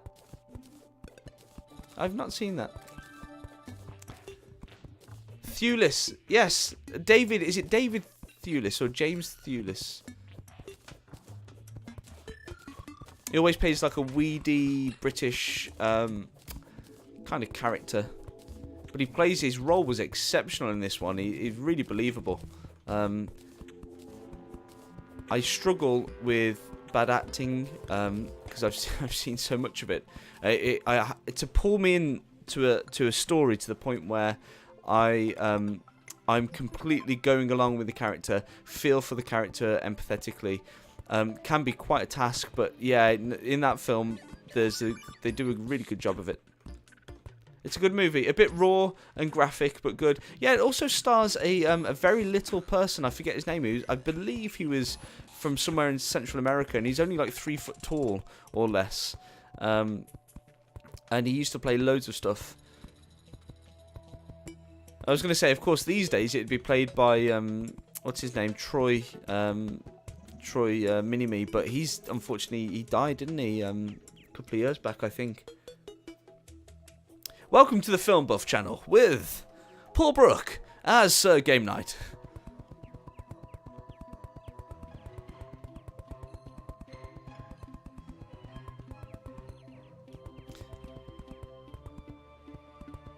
Vern Troyer, that's it. Yeah, Vern. I think it's Vern Troyer. That's exactly that is his name. Be right back. Okay, Doom. Enjoy the lurk. Enjoy the drinks while you're lurking. Everybody in the tavern feel tipsy. Oh yeah, it's Peter Dinklage these days instead. I've got so much respect for Peter Dinklage as an actor. He is a phenomenal actor. And not just Game of Thrones style. His Game of Thrones character, Tyrion Lannister, is one of the best on-screen characters in a series for a long time. You know, he manipulates people. He gives people what they want. His entire character is based on finding out the needs of people and giving the people those needs and getting what he wants in return. You know, it's the old adage, you know, if you give people what they want, you can have anything you want. And it's just, he does it, he's got a big bag of tools to do that. Or Warwick Davis, yeah. Warwick, he's getting on a bit now, old Warwick, isn't he? Still very good. But the thing is with Warwick, he's got a very distinctive voice. I can't imagine Warwick Davis doing a full range of voices. Whereas Dinklage does do a full range of voices, and very, very well. Not to take anything away from Warwick, because I think Warwick's great, but you are very aware that you're watching Warwick Davis when you watch Warwick Davis, unless he's inside a small mechanical machine.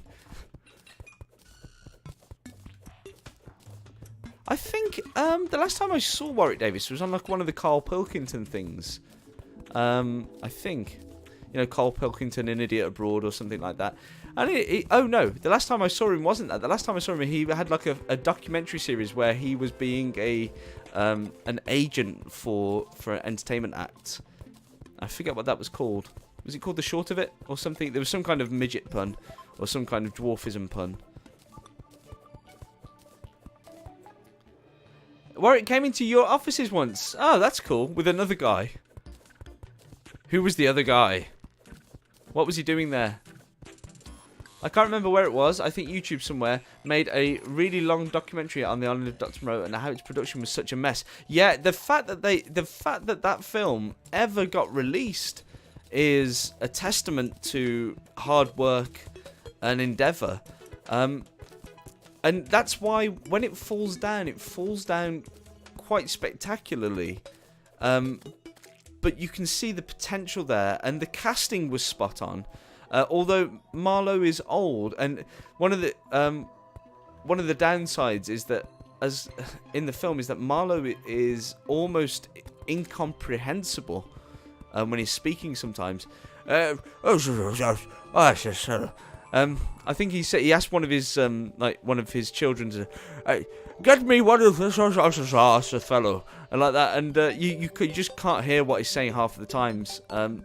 But again, I didn't mind that he was eccentric. I didn't mind that you can hardly hear half of the words he was saying, because that's reality. That kind of stuff pulls me into a film. You know, if you've got someone that's like semi-mute and you can hear every single word they're saying, well, then they're not semi-mute, are they?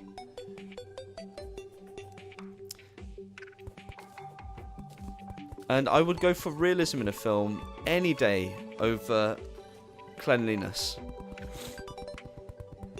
And I know that's not necessarily a Hollywood winning formula, but it is a formula that will pull me into a film. But they're not making films for me, they're making films for the general masses.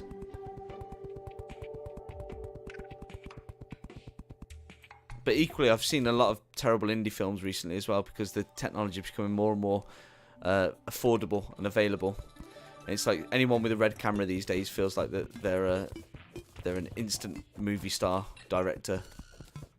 And I've seen some really bad, really terrible video productions and bad stories. Again, it's the same. It's the thing. If you wanted to make a good story 30 years ago in Hollywood, the story needed to stand up, because it would require a massive amount of effort and technology and time and money. So the stories got vetted. You know, there were people who would sit there and go, this is not good, this is good, we can clean it up. But now the technology is available and anyone can produce a movie. But what that means is that the floodgates are open for bad ideas, because they're not getting vetted as frequently as they once were. The same is true for self-publishing. And as an author myself, I find there's some people that they put things out and they're not even proofread. It's shocking. Did I get all of that? No way. No, I did not. I'm going to have to go make some more of those blocks. Doom is back from the tavern and feeling tipsy. Everybody in the tavern feel tipsy. I think I remember they forced Val Kilmer into a lead role. let me just let's just hit the chat for a second. Let's chat it up.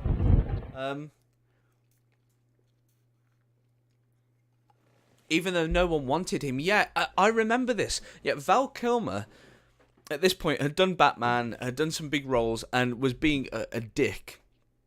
And yeah, he'd gone full on lovey, and he'd put on loads of weight as well because he was just like, hey, I'm such hot shit that I'll just get overweight. I don't care, and I'm just gonna do what I want. Yeah, and no one wanted him. I don't think the producers wanted him either. Yeah, the production changed. I think the director might have changed 3 times or something. It was crazy.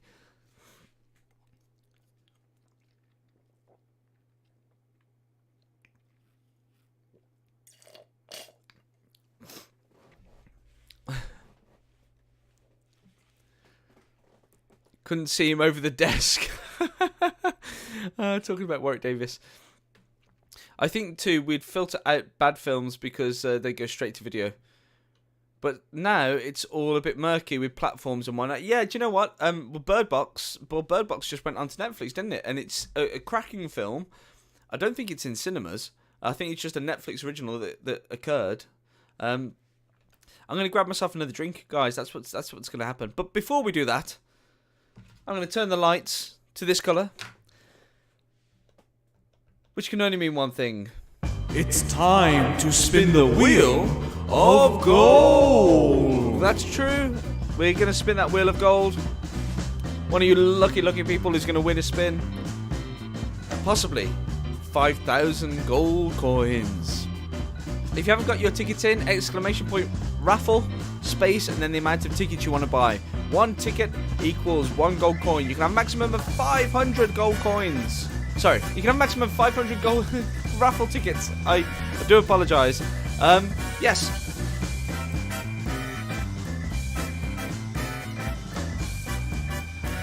I'll give you a few seconds to get those in. If you want to get some more in, I think most of you are on maximum already. You think it was limited in US theatres? Really? Bird Box? Oh, well, I'm glad it was in the theatres. It's a great film. I'll tell you what I didn't like about Bird Box in a few seconds' time. Okay, let's pick a winner. Here we go, guys. It's Jack Little. Well done, Jack. I would like you to tell me that's 2 in a row. Tell me when to spin it. Yeah, rigged. Kent, you won it every time one of the times. Spin that wheel!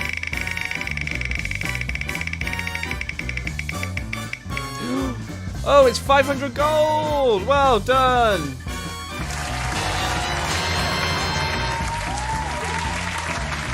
I shall put 500 gold into your account there, Jack Little.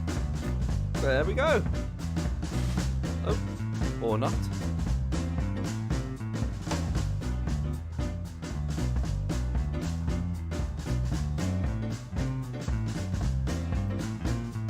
There we go. 500 gold is now in your account. And I shall open up the giveaway for another time. There we go. But that's it for now. We'll turn that off. We'll return the screen to a calming red. And red alert! Red alert! I suppose this means I can look forward to a week of continual harassment on this subject. Remind me to tell you, thank you very much. You're welcome, Jack. Well done. You got your initial investment back today, so you're up 100. I'm going to go grab myself another coffee. Remind me to tell you what I didn't like about Bird Box in a few seconds' time. And until then, just chat amongst yourself. I'm only going to be a few minutes, just literally grabbing a coffee.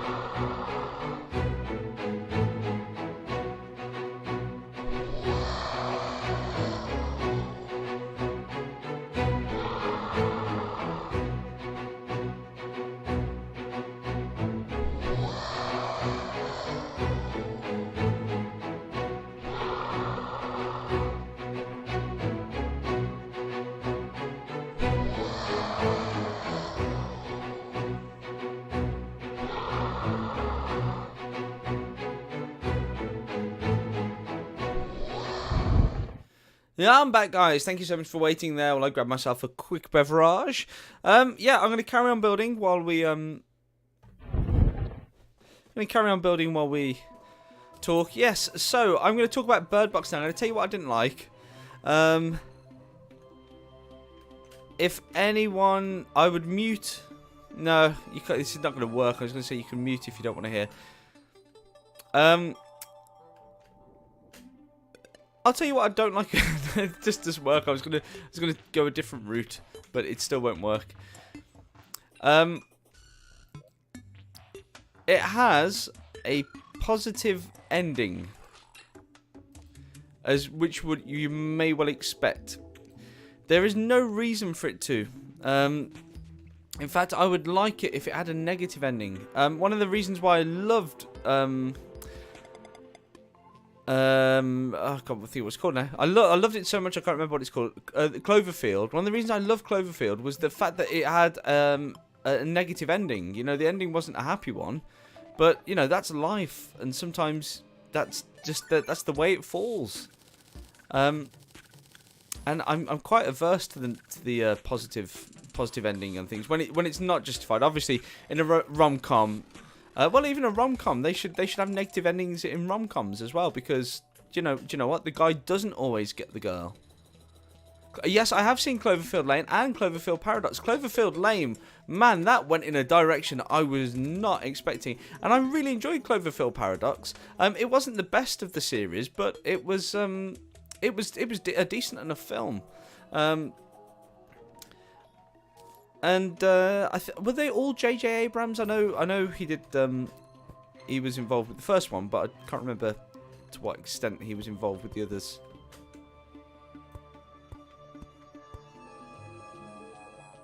I meant the very first one, the first Cloverfield. I saw that in the cinema, and at the end of it, I came out, whoa, wow, that was amazing, you know. And then I could hear other people going, oh, that was shit. That was.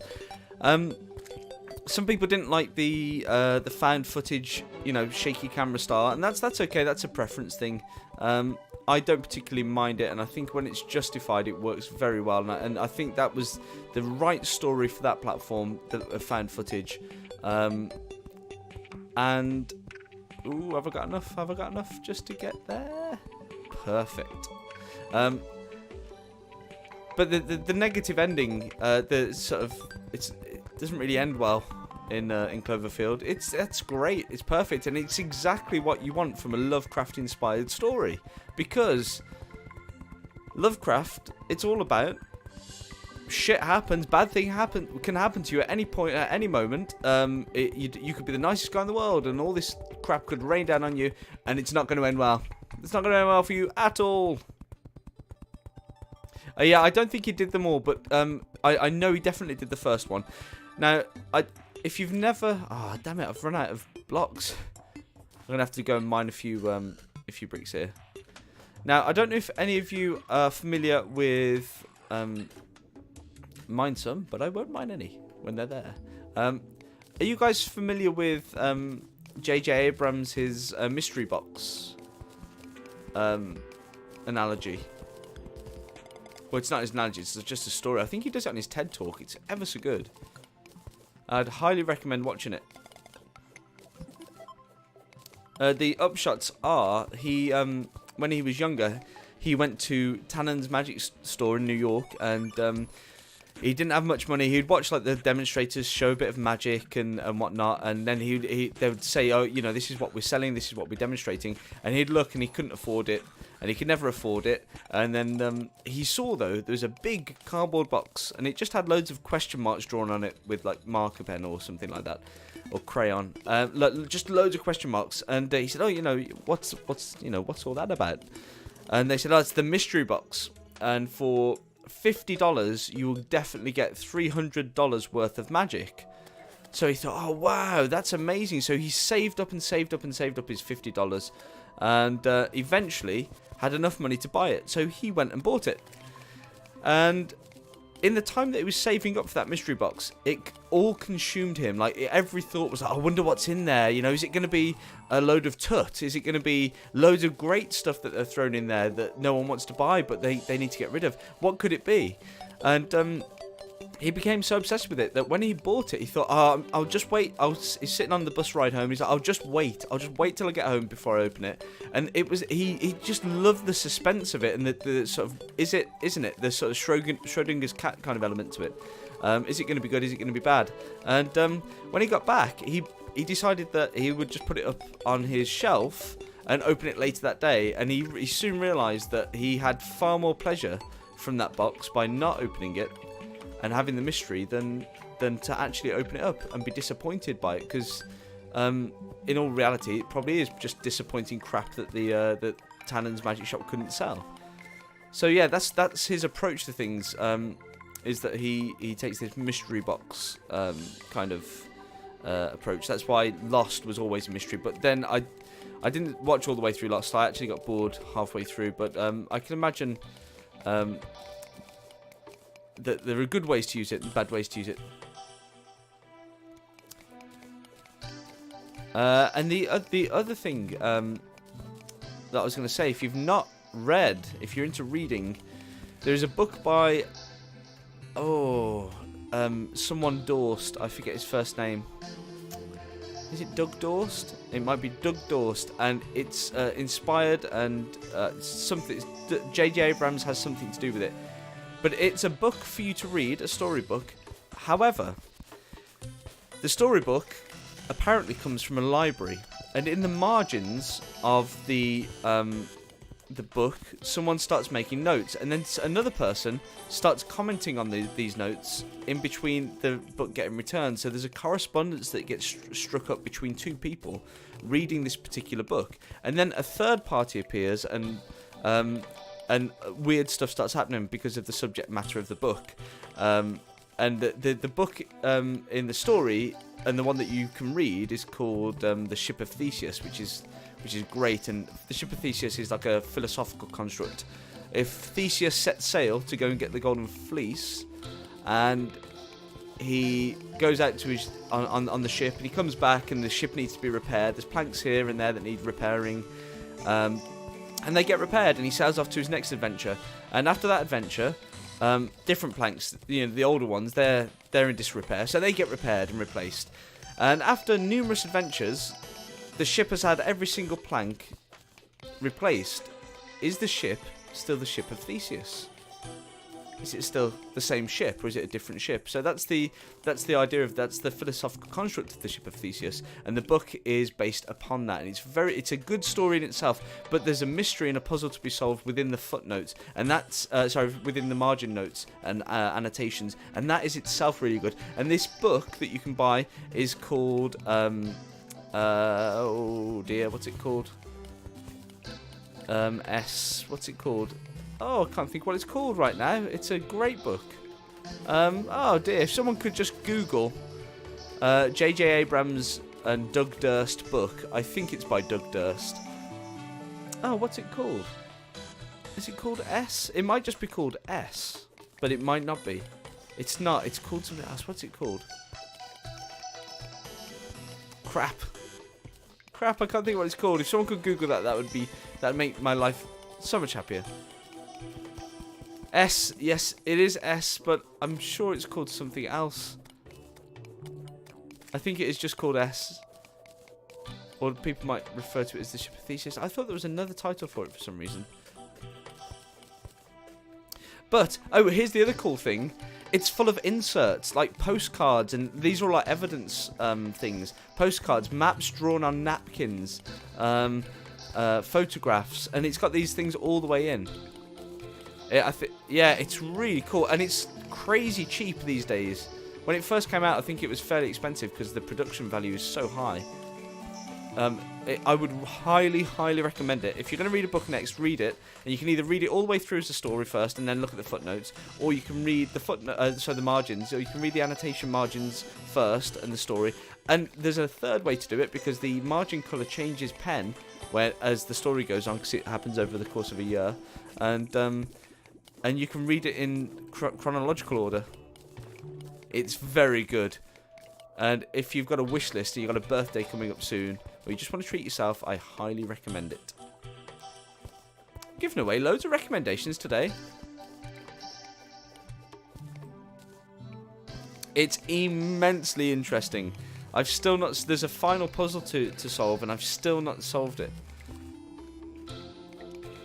And the whole puzzle is about the author of the book isn't a real person. It's a nom de plume that is being used. So no one knows who the actual author is. So they're all trying to work out who the author is. And as they get closer and closer, more and more Men in Black style people turn up.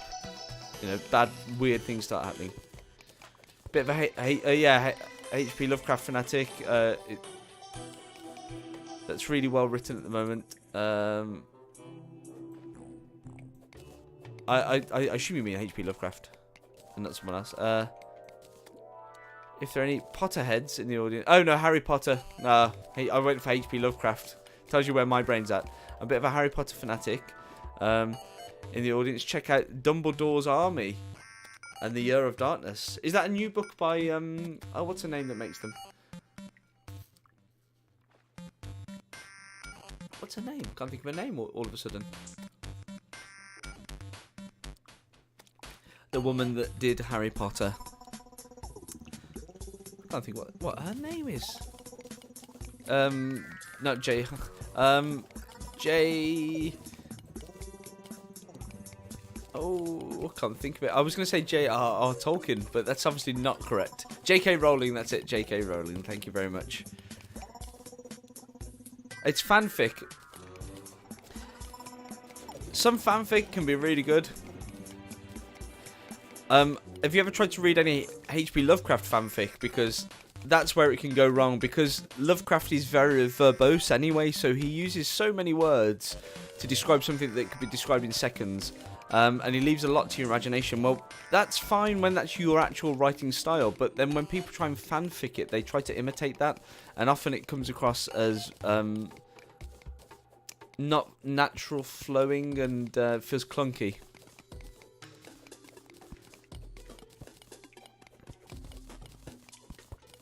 I've read a few, and I'm just... I'd rather read someone in that style, original rather than trying to be sort of H.P. Lovecraft inspired.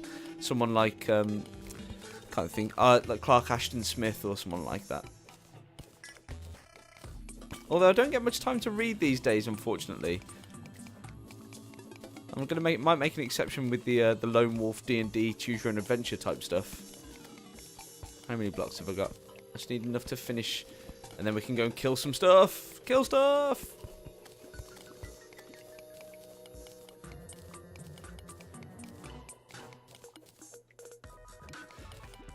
Ken, going for a little lurk, no problem.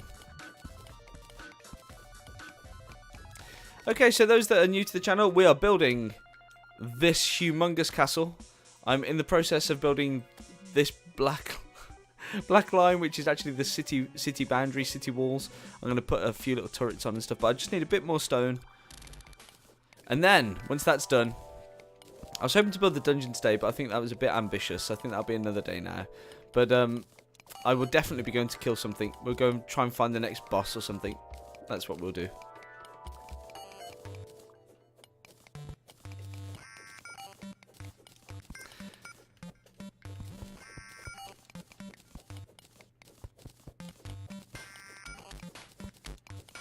I've mined so much. There's going to be serious foundational issues with the amount that I've mined. I also want to turn my elevator, instead of it being rope, I want it to be chain, just to keep it in keeping with that like medieval feel of the castle.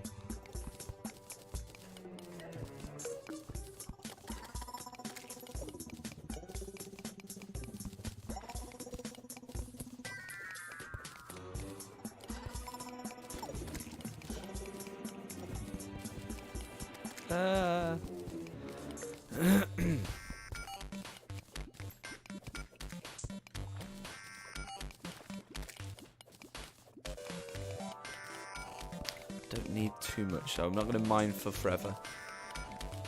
I'm sure I saw somewhere. Now, the man that could probably answer this has just lurked, so probably not going to get a response straight away. But I joined the multiplayer game with Ella and Sayurix the other day, and they were talking about a great pickaxe that was a reef pickaxe or reef shark, of course, a reaver. Was it a reaver? I don't know. So yeah, if anyone is familiar with Terraria, then the reaver shark. Yeah, what's all that about? Is it faster than this one?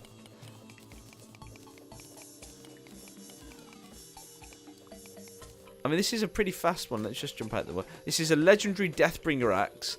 I get plus 9 speed, plus 17 damage, plus 5 critical strike chance, plus 10 size. I don't know what that means. And 15% knockback. And it's made of crimtane or something like that. Or meteorite, I don't remember. It's made of something badass. It's able to mine hellstone. Oh, so I can do hellstone with this. I haven't come across hellstone yet. I haven't even reached the deepest depths of hell. In fact, I need to get to the bottom of my I need to go to the bottom of my elevator and just see if I can go deeper now, because I was stopped by something. I must have been unminable material. How's your headache, Doom? Any better? Has it gone off?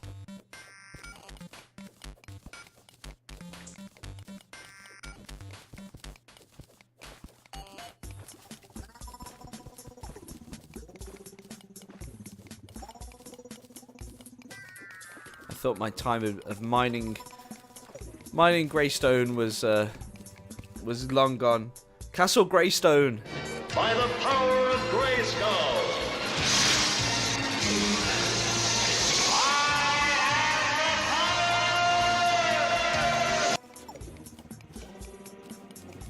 Not quite Grey Skull, but Greystone. It's close enough. Stone block. It's not even Greystone, it's just stone block.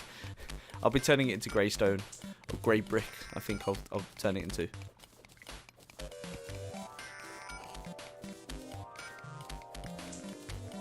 I do need a little bit more gold, but I'm not going to focus on that today. That can just be something I do off stream.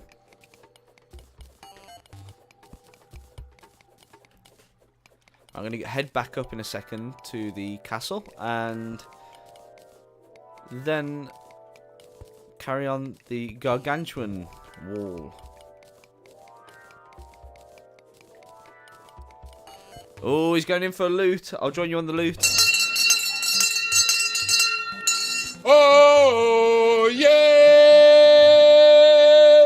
Feeling brave? You can try to loot the castle. Type !loot followed by the amount of gold that you want to stake. If you successfully loot the castle, you will double this amount. If you fail, you will lose the money that you stake. So do you think, Kent? He says the Reaver Shark is one of the fastest pickaxes in the games when it comes to use, speed, and mining. See, that would be good if it's faster than this. I mean, this is pretty fast, but if it's faster. And Nerdy's coming in for the loot. Everyone wants the loot. Is it worth, instead of going for a boss then later, is it worth going to get myself one of these items? Because I've not done any fishing yet, at all. I don't know if that's a good thing or a bad thing. It has begun! Everyone get ready and prepare your swords before dismounting your horse and heading into the castle. Casualties have fallen, but the remainder of the team managed to make it out of the castle alive, each with their own share of loot. Okay, my last loot before I stream. Oh, yeah. What time are you streaming? Results from the castle looting. Doom and Nerdy Wizard, well done. Unfortunately, I fell. Yeah, shout out to Nerdy Wizard, 12:30. What have you decided what you're playing? You're gonna go for Final Fantasy? What was it? Final Fantasy 8 or something, or 13? I can't remember. Final Fantasy X1 and V, it's 14. Yes, I know. I've just seen it on screen. I was trying to guess from memory. You and your little tongue sticking out. I fart in your general direction. Yeah, for sure. Oh, there's loads of stone here. How much have I got now? Enough, I think. Have I? Yeah. Just a tiny bit more, and then we'll head over. Is it easy to get a reaver shark?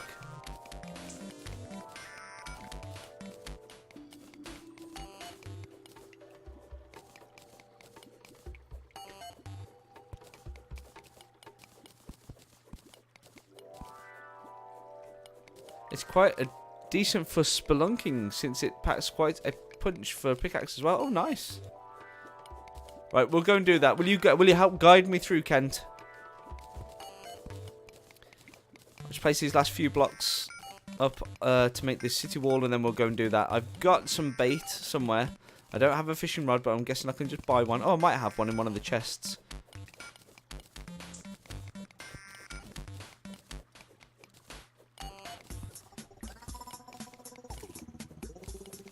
The biggest fishing pole you can, and some bait. Where do I make a fishing pole, or do I have to purchase?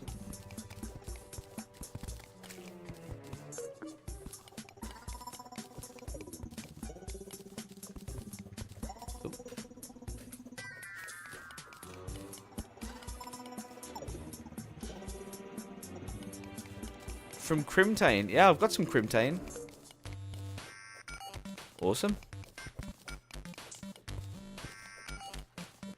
Right, just this last little bit here.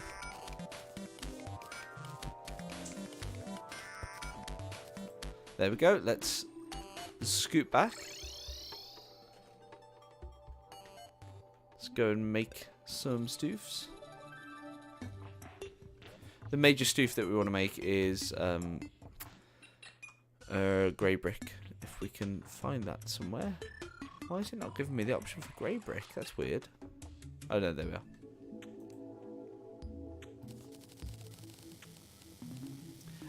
Crimtate bars to make the flesh catcher. Ooh. Flesh catcher sounds like the worst name for a penis.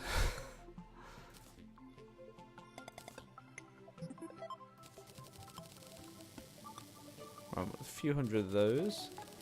Still want to have enough grey brick. There we go. Max out on those. Boink. Let's go finish this wall.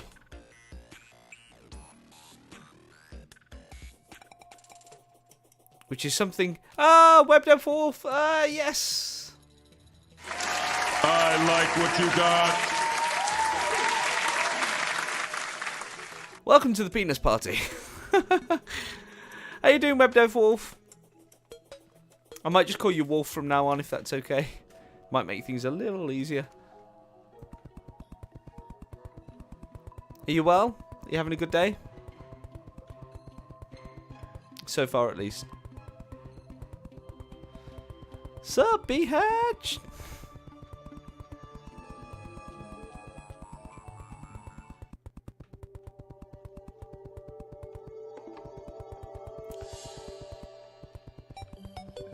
Yeah, when Nerdy Tips it in here, we talked about Brexit.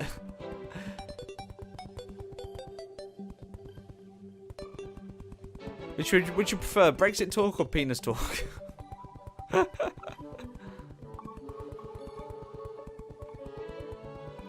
You have to choose one. You must. You must.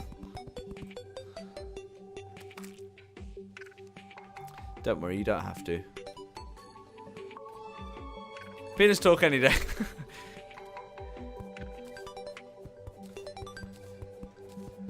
Patrick Stewart has a good story about his foreskin. I suppose this means I can look forward to a week of continual harassment on this subject.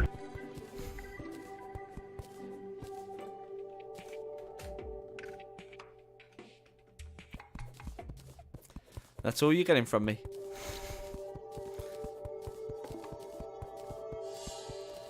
Don't forget, Wolf. Wolf. We've got our raffle going on. So if you want to get some tickets, you've got loads of time. Doomy's going for a quick look. Have a few drinks. Enjoy the drinks. Ah, sweet. Yep.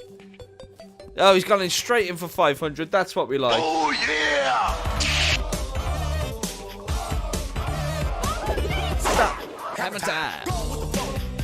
Or as the Germans say, halt. Hammerzeit. Right. Let's put these in there.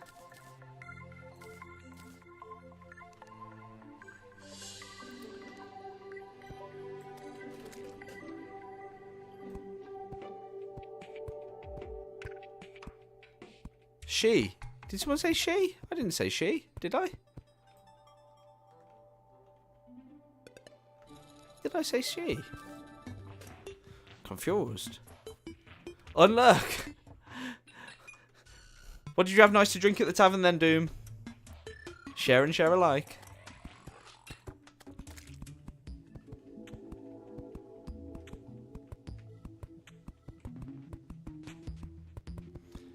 This is freaking huge. That's what she said. Very nice. Yeah, I like. I think we're going to end up making some more platforms.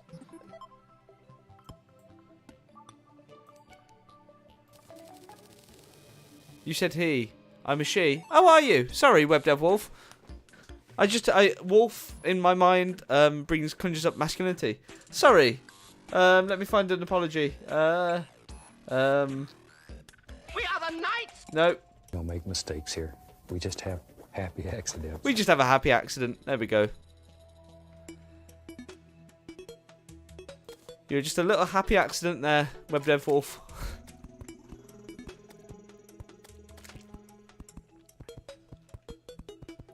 I've been shocked by a few people that have got your name is ambiguous because a wolf can be obviously any gender, but there's some people with some really sort of gender specific names that have been on the chat and they've turned out to be female.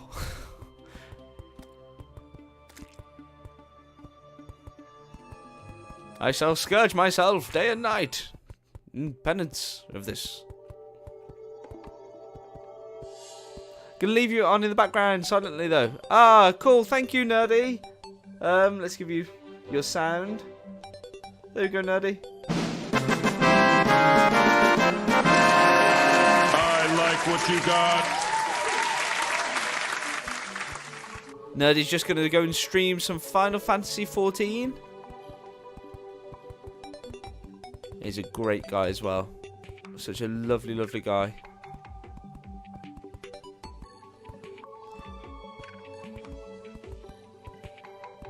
Thanks so much, Nerdy, for being around and for all of your help today, mate. I really do, really appreciate it.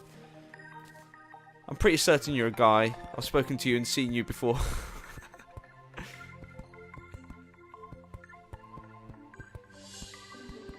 Speaking of sounds, don't forget to check out the sound. Do you want to give me a hint before I go and check Discord? Is it that chord or is it this chord?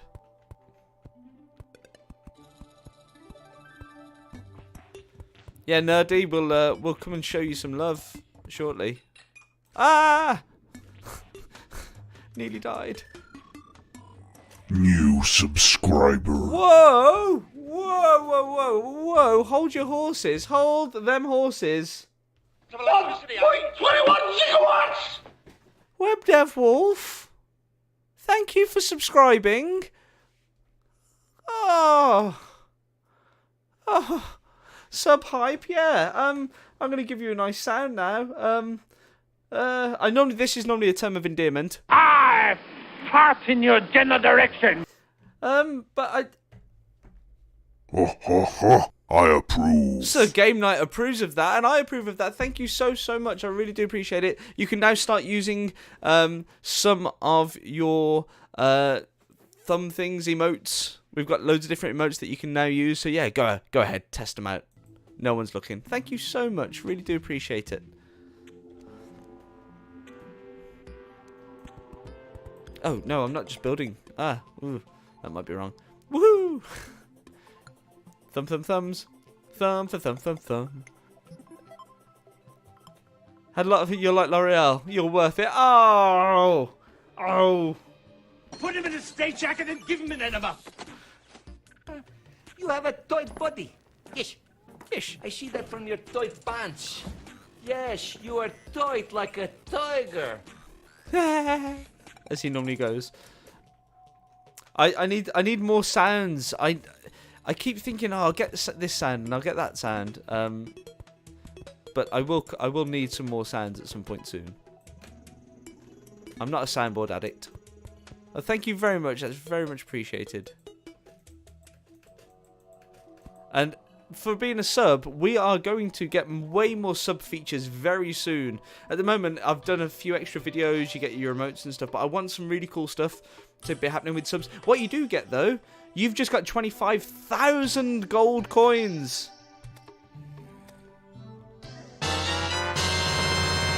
Just fallen off. I got pushed off. Yep, 25,000 gold coins. So if you put exclamation point gold, you're going to have a load of gold coinage in there. Faux shizzle. Right, let's... yeah, go away. I don't need you. Actually, this might not... let's build this bit, and then we can reduce that bit down to a... We'll do it at appropriate sizes. I think that seems like an appropriate size. We'll reduce this bit down here. Put him in a straitjacket and give him an enema. That is from Dracula Dead and Loving It by Leslie Nielsen. The late and lovely Leslie Nielsen. Oh my gosh, Doom, you got 41,000. God, Doom's going in for everything. Web Dev Wolf, you've joined the castle looting? Let me get in on the loot. Oh, yeah! Feeling brave? You can try to loot the castle. Type exclamation point loot followed by the amount of gold that you want to stake. If you successfully loot the castle, you will double this amount.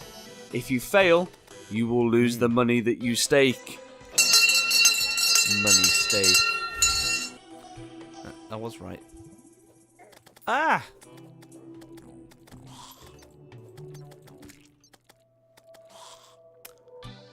Everyone's coming in for the looting. Fight me, my liege. Yep, I didn't realise you were jousting me. Bring it on, Joan.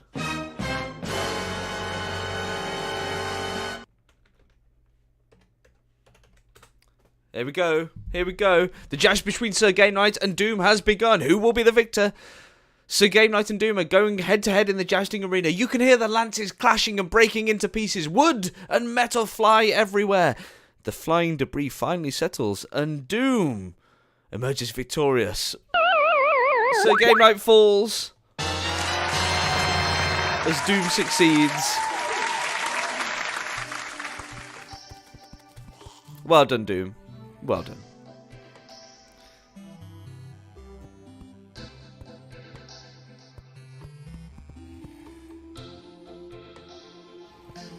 Oh, no, that's definitely not right.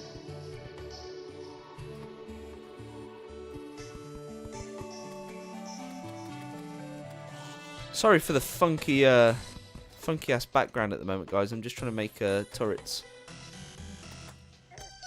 If only the castle attack was easy. Yeah, not so easy. Not as easy. Did we manage to get a loot? I thought we did loot. Oh, results from the castle looting. Everyone, we all won.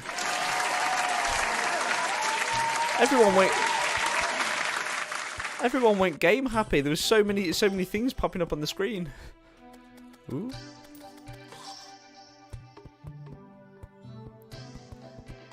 Does anyone have any good film recommendations? I know we were talking movies just before. I've got a wide palette. Just like... We don't make mistakes here. We just have happy accidents. Just like Bob Ross, I've got a wide palette. I'm gonna make a happy little bush here. And that's just our little secret. And if you tell anyone that that bush is there, I will come to your house and I will cut you.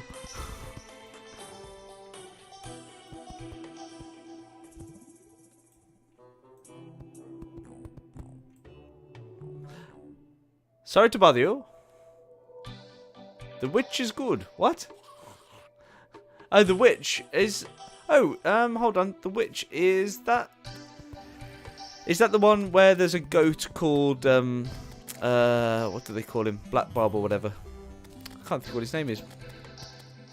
At the end, it's all to do with sort of Newfoundland and the first migrants to America, and they're like a Yorkshire family. Is that the one? Red. Who's Red? Oh, Red. There we are, Red. How you doing, Red? Hold on. Took my eyes off chat for a second and I like what you got. Red pops in. Let's give Red a shout out, please, moderators. That'd be great. How you doing, Red? Wonderful. Who's Red? Red's awesome. I just saw the word Red. I didn't see that it was Red actually in the chat. I thought someone had said something about Red. Not bad, sir. And yourself? Yeah, I'm doing well. At the moment, just to show you what we're undertaking, this is the castle, the Terraria castle that I'm building for game night. It's rather extensive and large. But of course, we need a city wall to build. So that's what's happening down here. A city wall is being constructed. At some point, there will be a portcullis and drawbridge here that will drop down. And then underneath, there will be a dungeon structure. A sexy dungeon. That's right. I said it. Sexy dungeon. Oh yeah! So yeah, that's what's going on today. I'm just going to finish the little turreted section here, and then we're going to go and fish for a reaver shark pickaxe or something like that, which apparently is good. Good. Sexy dungeon, you say? Yes, there we can put a swing in there for sure. Sexy swing.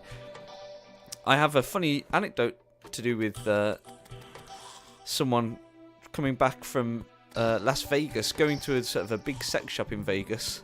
It says a performer friend of mine's stagehand had gone and found this sort of one-of-a-kind bespoke sex swing, and decided to bring it back in their suitcase, and of course was stopped.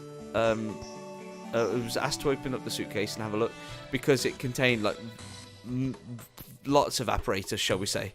And yeah, they had to explain exactly what it was for, and the TSA people made him set it up, and he had never done it before, so it took quite some time.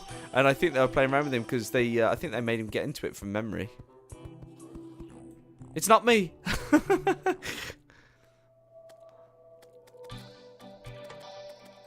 mean, if you're kind of into your...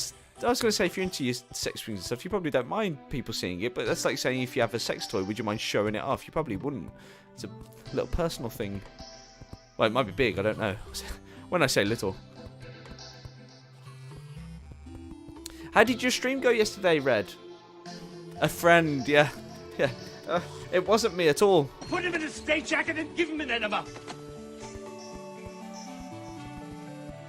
I was so sad to leave. I'm normally spent after these, after a sort of a 3-hour stream, but then it's after the 3-hour stream that I need to sort of do admin for my own businesses and other things, other tinglings, and just general adult stuff. We have a log burning fire at home, so I have to process. You know, we get trees and I chainsaw them down. That's right, I'm a lumberjack. I chainsaw them down, and they dry throughout the year, the logs, but then I have to split them. So this time of year, I'm splitting logs at some point in the afternoon, ready for the evening to warm the house, because it's a 5 kilowatt stove that, it's a 7 kilowatt stove that heats the entire house. So it's a must. We do have central heating, obviously. We're not Philistines.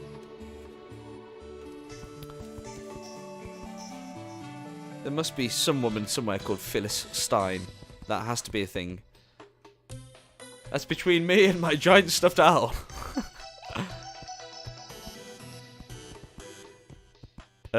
There's a funny anecdote with Greg Davis. If any of you UK guys know Greg Davis, the comedian, where he had like a life-size teddy bear, and it's now fairly common knowledge, I think, that as a young man he sexually experimented with this teddy bear.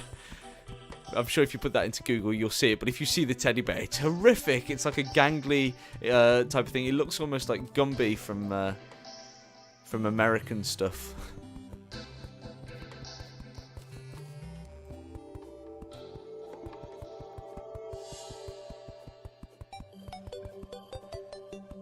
Earlier on in the chat, we had a quite extensive chat about movies, in fact, and movies that went down better than expected, and movies that were quite shockingly bad.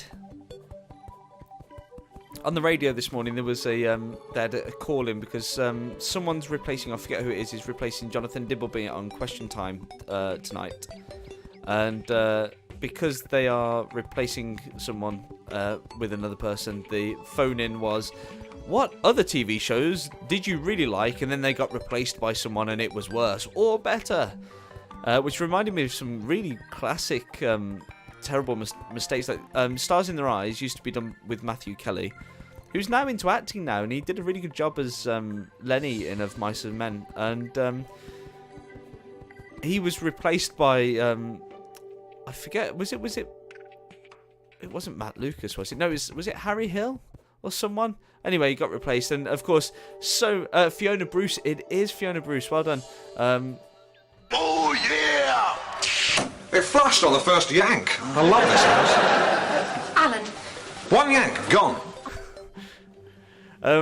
But most of the calls, which was quite funny, were people saying, we don't like Stephen Mulhern on catchphrase, we want Roy Walker back. Well, you're not going to get him back because I think he's deceased. But there was so much hatred for Stephen Mulhern. I think the other issue is that the original catchphrase, the animation was of its time, but it was good. You know, it was of a very high standard. Whereas the animations now, they look a bit too, I don't know, a bit too perfect. Let's have a look. Let's have a look. You're welcome, good. Love Greg Davis, yeah. I love Greg Davis too. Little Alex Horn! Let's have a look. I gave you a follow as well, Wolf. Yes, WebDev Wolf. If you want to, yeah, if we can get a shout out for WebDev Wolf, that'd be great. I don't know if we're gonna. Do we really have any mods around here anymore? Have we fully gone into anarchy? I know one of my mods has gone off to stream. But yeah, Greg Davis is not too far from where I live these days. He's up in well, he lives in London, obviously, as a working comedian that works on telly. But he's from near Shrewsbury, in good old Staffordshire. Anarchy. I can see some anarchy. I can see some archery with these turrets. Whoa. That's the sound of my jokeometer hitting an all-time low. Thanks for hanging around while I finish this bit, guys. Oh, we're nearly time for the Wheel of Gold. So make sure you get your raffle tickets in, everyone. The Wheel of Gold is coming, and you could win up to 5,000 gold coins. If you're unfamiliar with the Wheel of Gold, it's a game that we play around here. It's a raffle game. You can put in any amount of gold, chat currency gold that you have. If you don't know how much you've got, exclamation point gold will tell you what your current total is. And you can buy up to 500 raffle tickets. And those raffle tickets carry on to each and every draw of the day. And I'll just show, I'll take a walk around. We've got some newer people in as well. So I'm going to take you a walk around the castle in a second as this finishes. Oh, that's incorrect.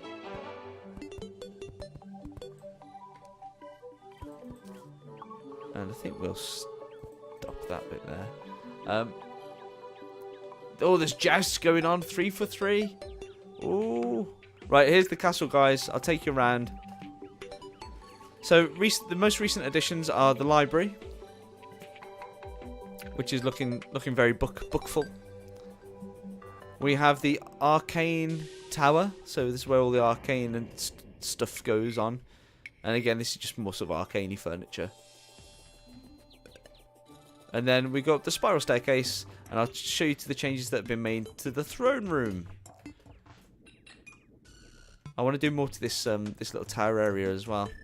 So in the throne room, you'll notice that it's become somewhat of an art gallery.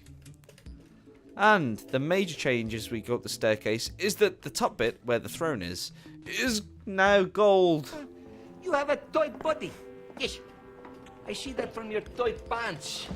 Yes, you are tight like a tiger. So much gold. There's gold everywhere. Hold on, there's a gold block missing there, damn it. I've not fully finished it. There's still a bit of gold that needs going in as we go into the space section. I like gold. Maybe I could offer you, gentlemen, something. Flapjack and a cigar? Bong and a blitz? Cigarette and a flapjack? I've already had that one. No, no, no. Ah, when then there's no pleasing you. That's not right. Right, Goldmember is very funny. When Sir Knight finishes the town and they find out he has a throne room full of gold, they're gonna raid his castle. I'm gonna have townsmen. Townsmen. I don't even know what townsmen are, but they're gonna be there protecting it. Right, I need to just build down from this point as well. I need to go down further. Down, down, deeper on down.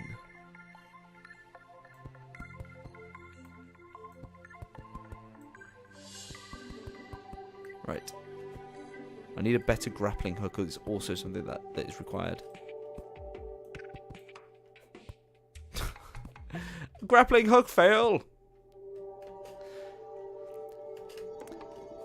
I'm so inspired by you, Red, as well. You've got so much cool stuff. I really love the voting system that you had going on the other day. And I love your cutaways and like when people raid and things. The transitions, they're so good. Seriously, guys, if you're not following Red, you've got to go and follow him. The amount of effort and production he puts into his stream is great. I love it. He said he really likes mine the other day, which was really nice, but it's nice to hear that someone likes yours when you like theirs even better. It was a big old circle jerk of happiness. Yeah. Damn it. I like you, little dragon dude, but you are getting on my nerves a tad bit. Blushes. Why? Mr. Darcy?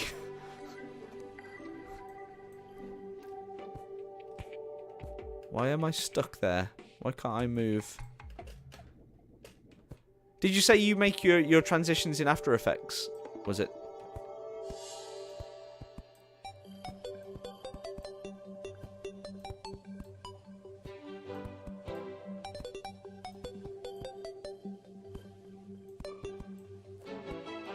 I just love them. I love the music. I love the sort of looking into the camera. I love it all, mate. It's just it's quality.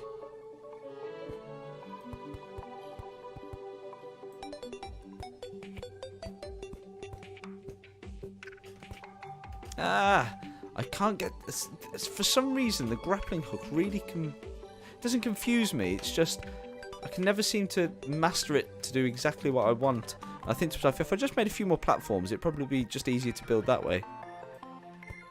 Like that. Like I can go down sometimes, but not at other times. Is it because I was pressing down? If I press down too much, press down to digitation. The raid thing is all within OBS. Yeah, I use straight up OBS. I don't use slobs because I used slobs and things weren't working and it all went wrong. And it was suggested by our awesome moderator around here, Nerdy. I'm gonna leave that for later, guys. But yeah, so for today we've managed to get our city walls done on one side. This will have to be replicated over on the other side into the Crimson biome. But that's where all the villagers are going to live. I'm going to make little houses and taverns and pubs. Tavern is a pub. And and other stuff. But for now, we're going to go and craft ourselves a fishing rod and do some fishing, I think. If someone's around to help me with that, because I ain't got a Scooby-Doo about it. Not a clue. Not a clue. Thank you for giving a shout out to Red. Appreciate it. Right, let's go and box up some of these banners and things. Too much stuff. That's the problem. Too much. Let's do the quick deposit thing first.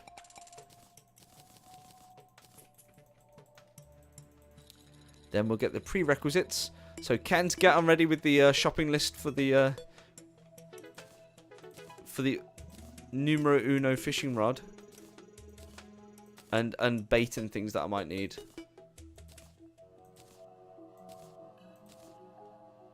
Right, day bloom seeds can go somewhere else.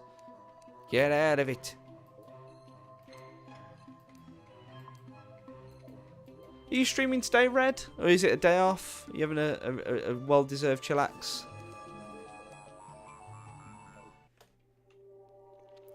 And Web Dev Wolf, are you streaming at all today? 8 Crimtane bars. Blocks, right. Crimtane. What? That did say Crimtane. That's Crimstone. Crimstone. Is that the same as the Crimtane? Oh, I need this to make the bars, I'm guessing. Let's just take it. Let's just put that there and take it all, shall we? There we are. I'm gonna need this to make the bars and then make the stone. Then yeah. We'll be fairly soon, yeah. What are you streaming today?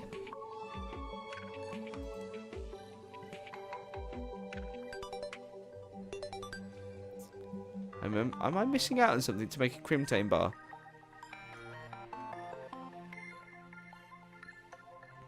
Do I already have a Crimtane bar? That's the other question. Well, I appreciate you stepping in, dude. Even if you I've got Crimtane bars anyway. There we go. Put these blocks back.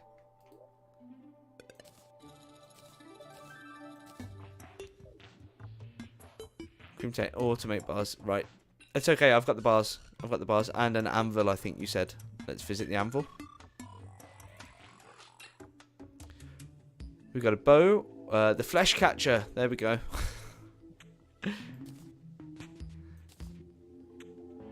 Let's give it a go. Ooh, look at that. Bloody hell, that just keeps going. And do I need note? Not deep derp.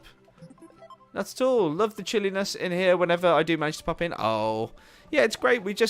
My main aim with all of the streaming malarkey is to just have a good time with people and have a great community building up. And I feel so blessed to have and lucky to have a great community of people that want to come and spend time here. So it's lovely. It's really, really nice. I have bait somewhere. Yeah, I do.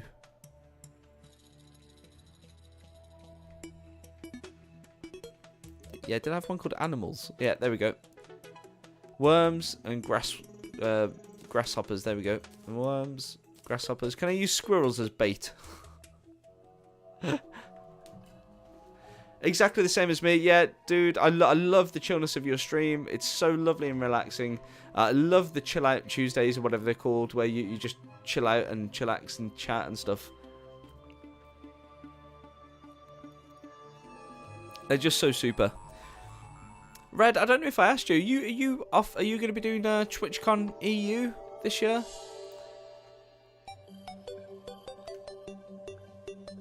Yeah, it's I've got a fishing percentage. Yep, 10% and stoof. Yeah.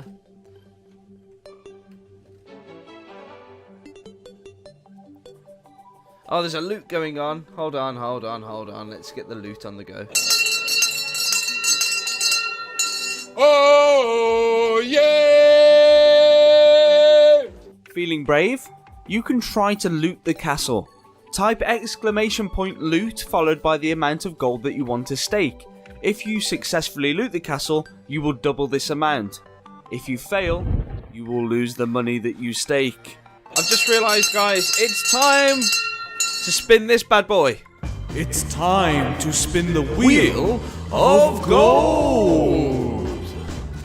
There we go. It's time to spin the wheel of gold, guys. If you've not already got, yeah. Oh, I'm also going to TwitchCon EU. Yeah, I've sorted out my hotel and everything, hotel accommodation, flights, and everything. So I just need to buy the tickets when they become available. It'd be great to finally meet you if you can spare the time, dude. If you want to join in on this raffle to win a spin on this, you just got to do it really quickly. ! Raffle space and then place the amount of tickets you want to buy. 1 ticket equals 1 gold coin. Oh yes, a beer certainly. I'm depriving myself of beer at the moment so that I can get more beers in the future. Oh, red's coming on the raffle. Okay, guys, I will pick a winner in 10 seconds.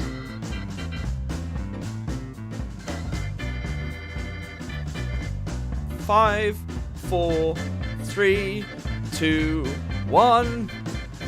And the winner is that Jack again? It's Jack again. Well done. Okay, tell me when to spin this, Jack. 3 for 3. Yeah, you done well today. No, it's the exact opposite. It's random. Tell me when to spin it, Jack, and I'll spin this shiz. Spin it. What are you gonna win? Oh, it's 500 gold coins. Okay, Red, cool, dude. I'll probably pop over in a short while. So yeah, take care, and I'll give you another shout out shortly. 500 gold coins to you there, Jack. Let's just put those coins into your. It's made it nice and easy because I don't have to. I don't have to go searching for you. I've got you right here. Right, so that would be.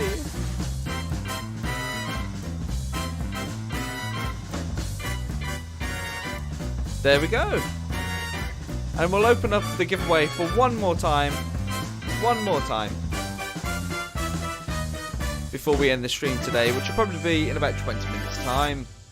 So we will turn off the spin.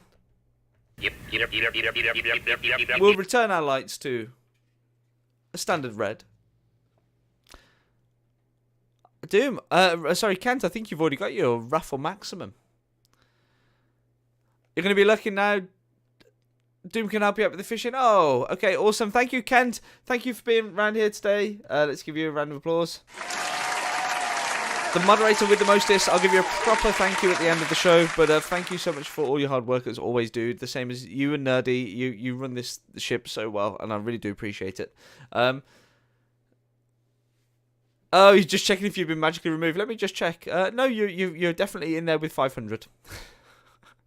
You're still lurking though. Okay, gotta get them views. Thank you so much, dude. Okay, let's get back to this. So Game Night approves. I approve. We will get back to the full screen Terraria. There we are. Apparently, I just saw that I can combine the bait with stars to make, someone said. Kelly, Kalsev, hey, Kel, how you doing? I've just seen that you said hello. How you doing? Oh. I like what you got. Get over here! Get over here. You came in just at the time when that the Wheel of Gold was going on, so I didn't see. There was loads of chat stuff going on.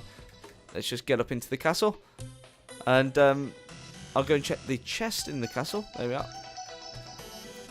So, just for the people that are new, I hope you're well. Yeah, just for the people that are new around here, this is the castle that I've built, and we are still building.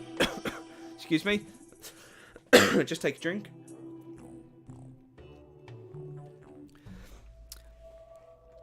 But we want a better pickaxe so we can speed up the process. So, I'm going to go and collect some stars. It kind of looks like a spaceship. It kind of does look like a spaceship. The best spaceship known to man. The throne room's gold as well. You follow. Oh, Flamingo. What was that? Flamingod. Flamingod. I like what you got. I like what you got. And I approve. Sir Game Night approves. Thanks for following. Appreciate it. Flamingod, you have some gold. Now, for following, you've just got 1,000 gold coins. And every second you're here watching the stream, you're generating gold coins. If you want to know how many gold coins you've got, exclamation point gold. That'll tell you exactly how many you have. And then you can play lots of the games that we play in chat around here. And also get some rewards. Here are a list of rewards that you could potentially have. Right, let's get back to the game. I've got to find my stars. I've got stars in a chest somewhere. Lots of them.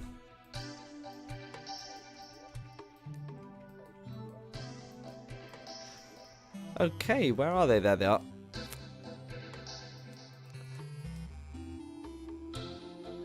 So again, soon taken off to the skies to a theatre near you. How do I make then? Doom, do you know how I combine these stars with the bait to make more powerful? Is it a table to make more powerful bait? Do I need a table or something? And soon as well, I'm going to be giving away physical prizes. Just as is, but how do I consume it? I'll just click on it. Look, it doesn't work. There must be a process. Ooh. Oh, is that it there? Enchanted Nightcrawler. Yes. There we go.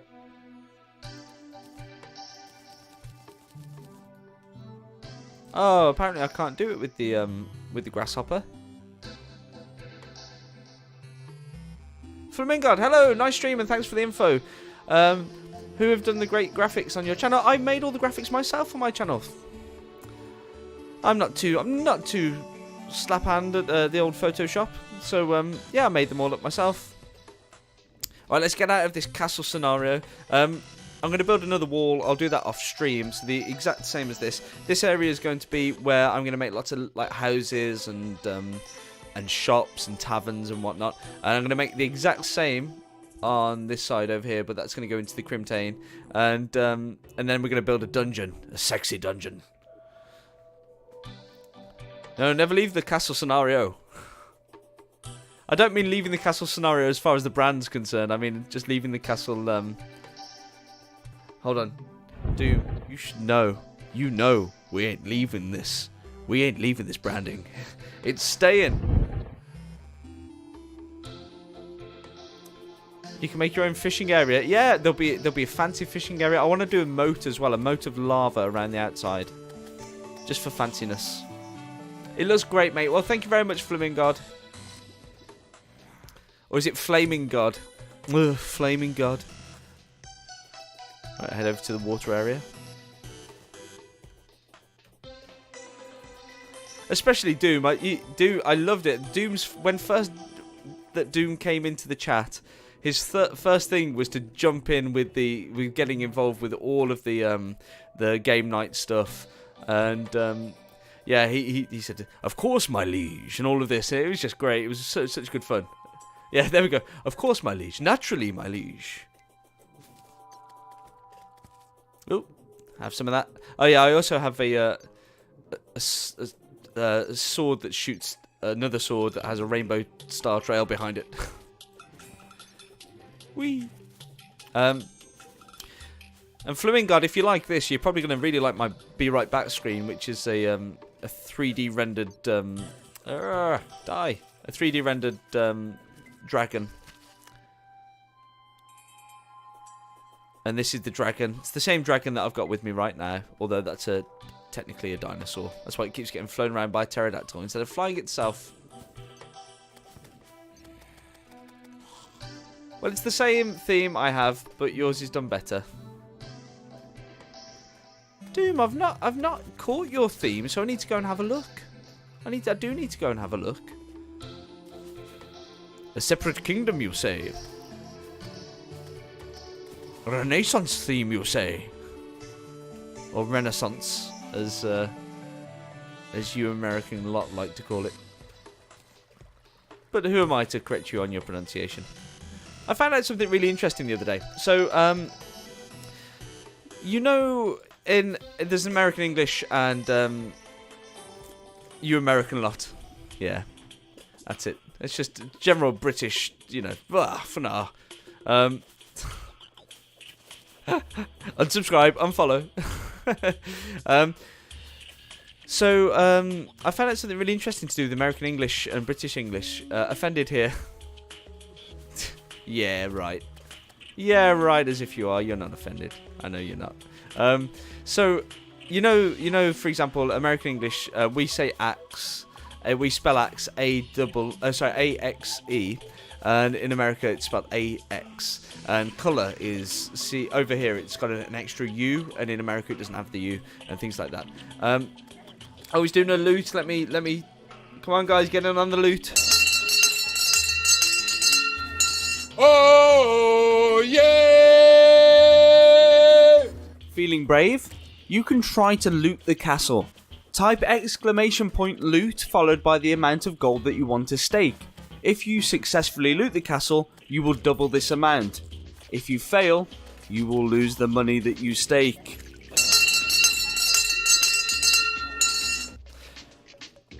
Oh, Flamingo's gone in with 500. Lovely. We like that. That's some serious good stuff. We've also got the Wheel of Gold Flamingo, which is once on the hour, or we've done every hour so far for the past 3 hours. In the next sort of half an hour, we'll be playing this. It's time to spin the wheel of gold. It's not time, but one lucky raffle winner will get a chance to spin this. And we'll get some amount of gold. For example, that would have been 2,500 gold. But we're not playing that right now. So I'll turn it off.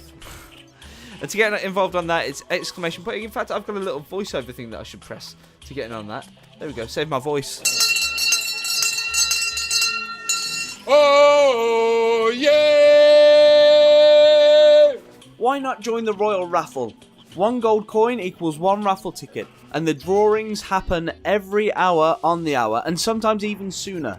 The lucky winner each and every time will get a spin of the Wheel of Gold, giving you a chance to win up to 5,000 gold coins. To enter, simply type !raffle followed by the amount of tickets that you want to purchase. You can buy up to 500 raffle tickets and they carry on to each different drawing every hour. So the earlier you buy the tickets, the more chance you have of winning. So Jack says, I need to go and do lunch things and some Elite Dangerous business. Oh, okay. Are you streaming anytime soon, Jack Little? In fact, can we get a shout out for Jack? I don't know if I think both mods have disappeared at the moment. So let me just do a shout out. Jack's a great guy. There we go. If you're into Elite Dangerous, you most certainly need to go and check him out. You're streaming from 8 o'clock tonight. There we go. Thanks for being around today, Jack. Appreciate it as always. I like what you got. And the term of endearment that we like to use around here is this. I fart in your general direction. So I'm farting strong in your general direction there, Jack.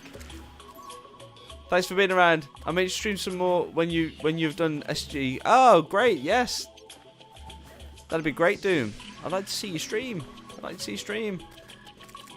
I'm well meaning to catch as many streams as possible, but after I finish this stream, I have so much physical, real world stuff to do. It can be a bit difficult. But I do try. I try and catch people, even if it's only for like 20 minutes, 15 minutes, or if I put you on in the background while I have to do some admin-y stuff. Right, we're going cross world to get to the sea. I think we'll find the we'll try and get a Reaver shark, and then we can end the stream for today. This is the advice that I gave to Nerdy earlier regarding streaming. How do you feel today, and what will make you feel better? If you're feeling angry and you want to play something like Call of Duty or something like, you know, something that's where you're killing stuff, then go and do it. If you're chill and just want to feel more chill and you want to do sandboxy stuff, do sandboxy stuff. Play for you, don't play for anyone else. Just enjoy. Right, what am I doing with this fishing then? Doom, guide me through it. This is the first time I've fished. You got a friend coming at you? Yeah, he's gone. I've dealt with him. He's stellar. Do I just throw this in? Woink.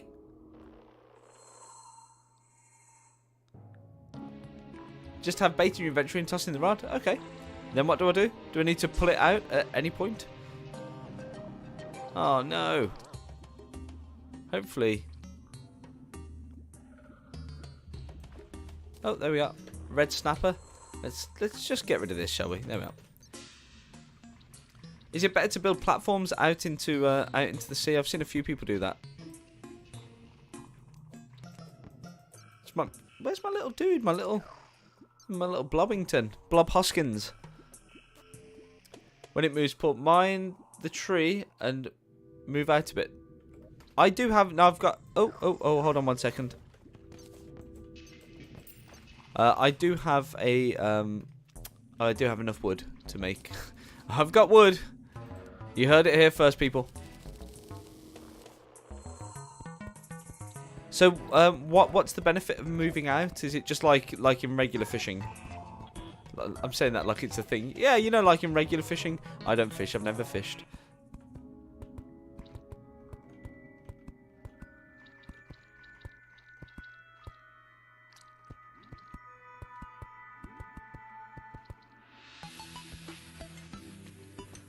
Hopefully, these things will stop coming so close towards me. These meteor things. Go away. Okay, let's do it again. So I just need to keep doing this until I get a random thing. I forgot what it's called now. The Reaver Shark. That didn't seem to give me anything. Was that actually pulling? Oh, so the meteors stopped spawning. Ah, yeah, cool. I'll have a little drink while I'm waiting.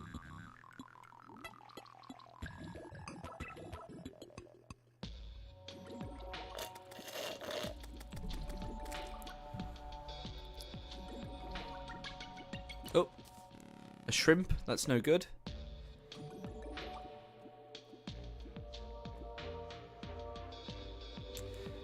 How many goes will it potentially take to get me one of these things? And when will I know?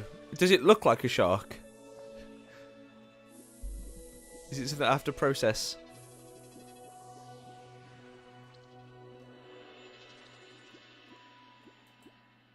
See, that was pulling, but nothing came out. It will have text saying, "Oh, sarcasm! Sarcasm!" It's time to kick ass and chew bubble gum. And I'm all out of gum. I like it though.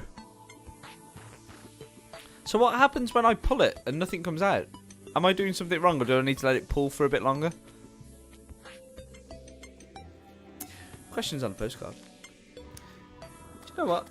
I'm going to put these lights on flashy in the background. That's what I'm going to do. That's what I'm going to do on the last, to indicate that it's my last half an hour. That's a new thing. New. Completely new to today. There we go. You take care of that blob for me, Blob Hoskins. Throw! Pull as soon as it moves. Oh, okay. Oh, a wooden crate. You need to pull it fast. What she said. That's what she said. Do I have a sound? Oh, yeah. Oh, my. Oh, my. Yep.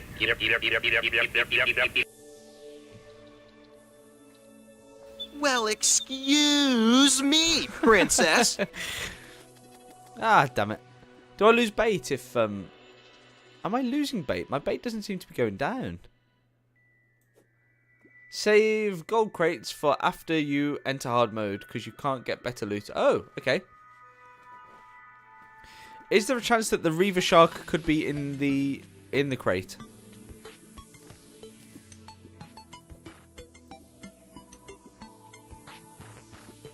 You don't think so? Okay. Ah.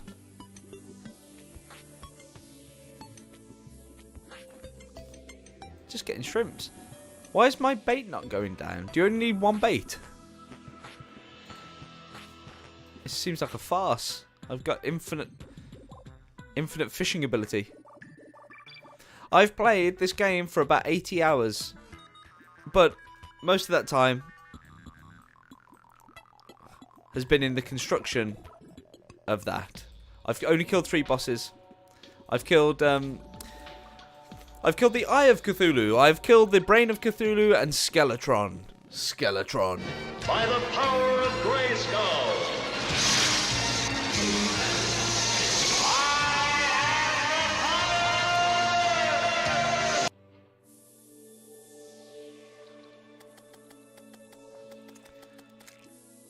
Oh, it's Wall of... Reaver Shark! Woohoo!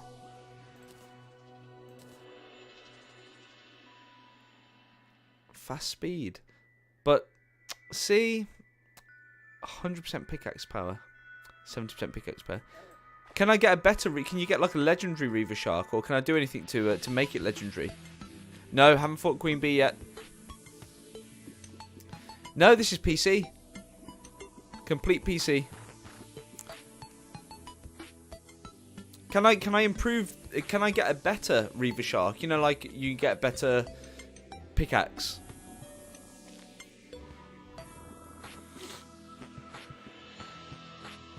Wall of Flesh and then the bee, is it? I see. No, so that's it. See, it says it doesn't seem to be as. I got like very fast speed on that. Let's give it. I'm gonna give this a test. See how much I like it. We'll leave the platform in place. Let's go take some of these golds.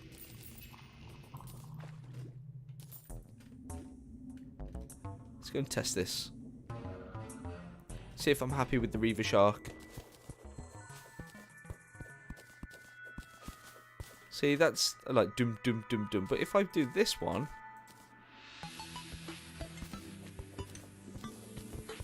I think this is faster. I think I've got... This is faster than the Reaver. For sure.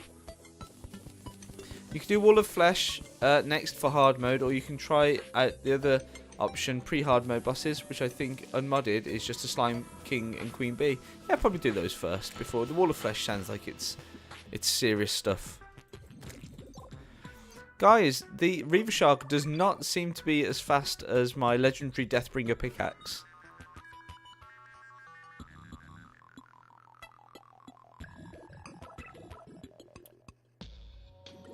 I feel slightly disappointed. Ooh, Shine Potion. Journeyman Bait. 30% bait power. I told you it might not be as fast, but it can mine Hellstone better. Okay. We'll leave it there then. We'll leave him in. Are you only playing solo or sometimes with friends? When people subscribe, I play with subscribers. It's one of the subscriber benefits. I'm working on my subscriber benefits better, especially since I've gone into double digits with my subscribers. So I want to offer more. So I'll be offering more games for subscribers or with subscribers. But not this particular world. This particular world is in the creation of this gargantuan beast of a castle. I do still have a gold crown somewhere. At the moment, I'm wearing just an outfit, a shiny, goldy outfit. I think it's in the armor. Yeah, there he is. Gold crown. I've got gold everything. A full gold accompaniment. And so many beanie hats. It's unbelievable. I got so much stuff over Christmas. Right, let's quick stack some of this. What can the fish be used for? Are they just consumable as food? Or no, they're materials. Ooh, that's interesting. We'll put them in a chest of their own. No, we won't. We'll just put them there. And we've got a few strange plants, so I can go and get a few more dyes. Dyes! Hey, you dyes! Right, let's have a look. Got space for those, yep. You can make Slime King summon. The fish can be used to make foods, and some it can be used for potions. Oh, that's cool. I've got some baity stuff there. I'm going to leave them in case I want to do a bit more fishing at some other point. I wanted some more gold to finally finish off the few little bits in the throne room, so I might just go and jump down and see what I can do there.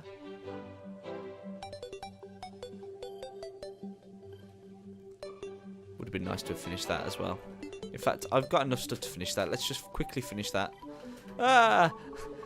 Strict. Let's do the strict finish at 1 o'clock thing. He says every single day. Ends up finishing so late.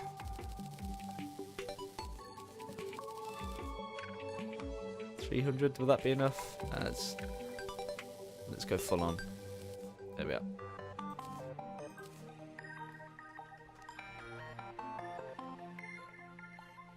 What's the food is good for buffs before defeating bosses? Ah, okay.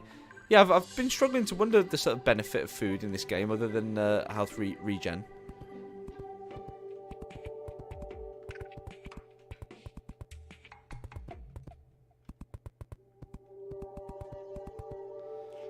I think I might start a new game of Hollow Knight and do some of that. What's Hollow Knight? I don't know that game. That sounds cool. Ah, what madness. Don't have the auto cursor thing on when you're putting platforms. Rule number 1. But I've broken all the rules.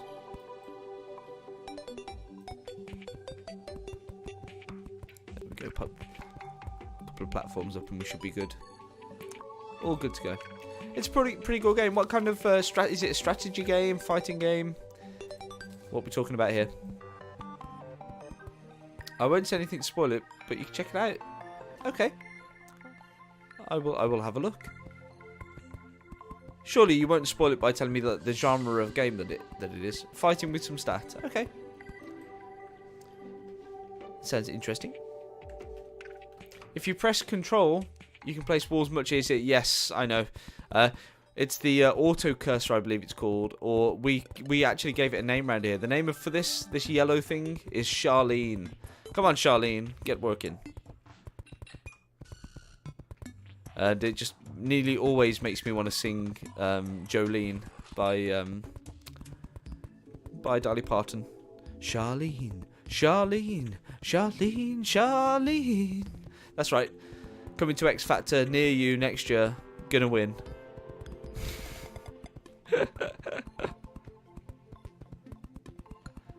That was my Eddie Murphy laugh.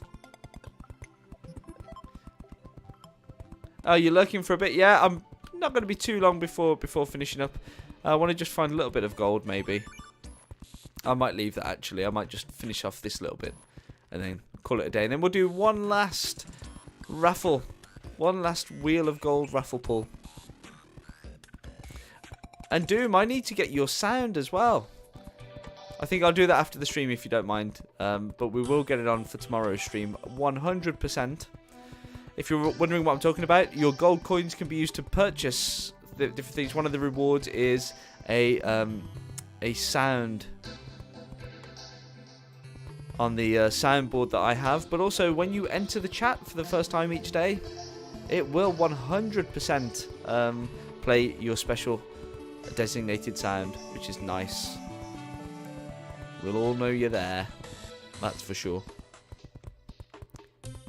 Some people have got some really interesting sounds. Just as long as it's fairly clean, you know, it doesn't have to be pristine. We're not that type of person here. Don't know why I spoke about myself in third person. We're not that type of person. What?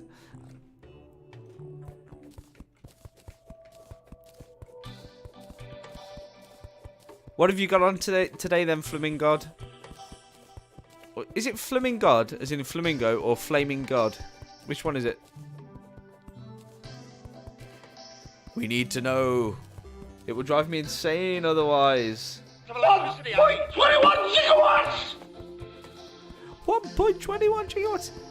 Flaming God. It's Flaming God. Not Flamingo. Flamingo God. Flaming God. As in trolling God. Like, you know, you're flaming.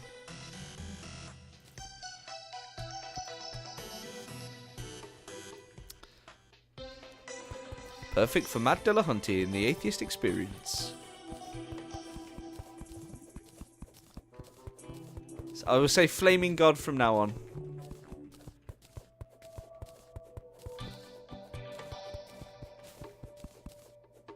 We'll go and reclaim these platforms as well. Oh, let's also get rid of the unsightly. This used to, you tell how much I've dug up. This used to be like a massive hill embankment thing.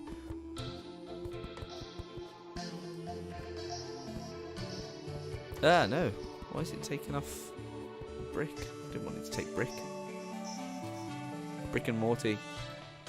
Oh, what's happening here? Hold on. Oh, no, it hasn't taken it. It's just transformed it, hasn't it? That's right. Nearly got me. Yeah, an old nickname from when I was younger and was trolling on Counter-Strike servers. Never played Counter-Strike. What did your trolling look like? Did you get some good trolling in? Use trolling. Don't know if anyone remembers that quote, use trolling. It was Boxy. Hi, my name is Boxy.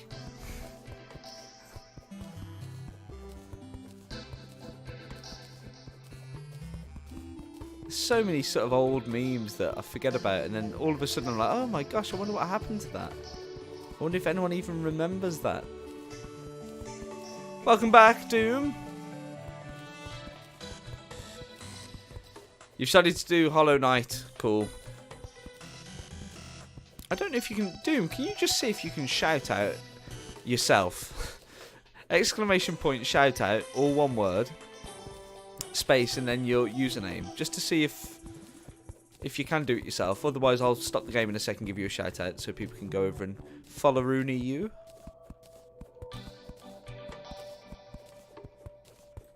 No. But let me just, if I can probably copy and paste that. It's made my job easier. There we go.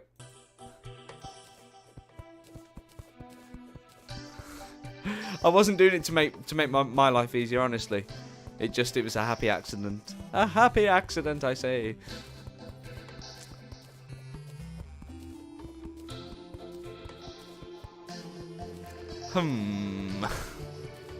Sure. God, this is so large. This is going to be such a humongous village.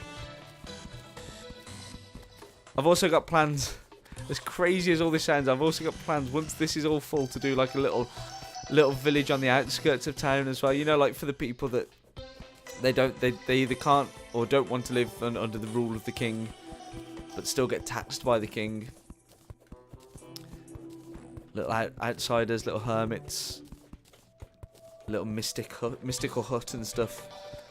I've got so many plans for this world.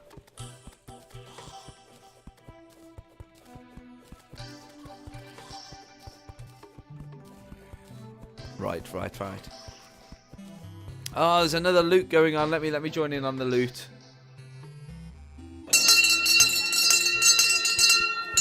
Oh yeah! Feeling brave? You can try to loot the castle. Type exclamation point loot followed by the amount of gold that you want to stake. If you successfully loot the castle, you will double this amount. If you fail, you will lose the money that you stake. Sweet, just killed my 500th zombie. Zombie, Cranberries. Oh, the lead singer of the Cranberries died last year, didn't she? Or was it earlier on this year? I forget her name. Such a great band and massively underrated, I think. They should have enjoyed a lot more fame than they did.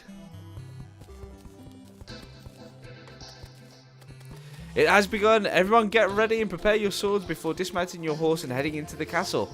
Casualties have fallen, but the remainder of the team managed to make it out of the castle alive, each with their own share of the loot. Results from the castle looting are...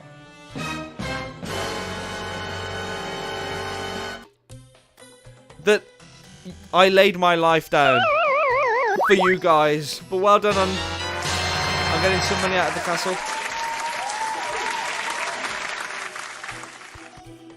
Well done indeed. I just got the womp womps. Shake your womp womp, shake your womp womp.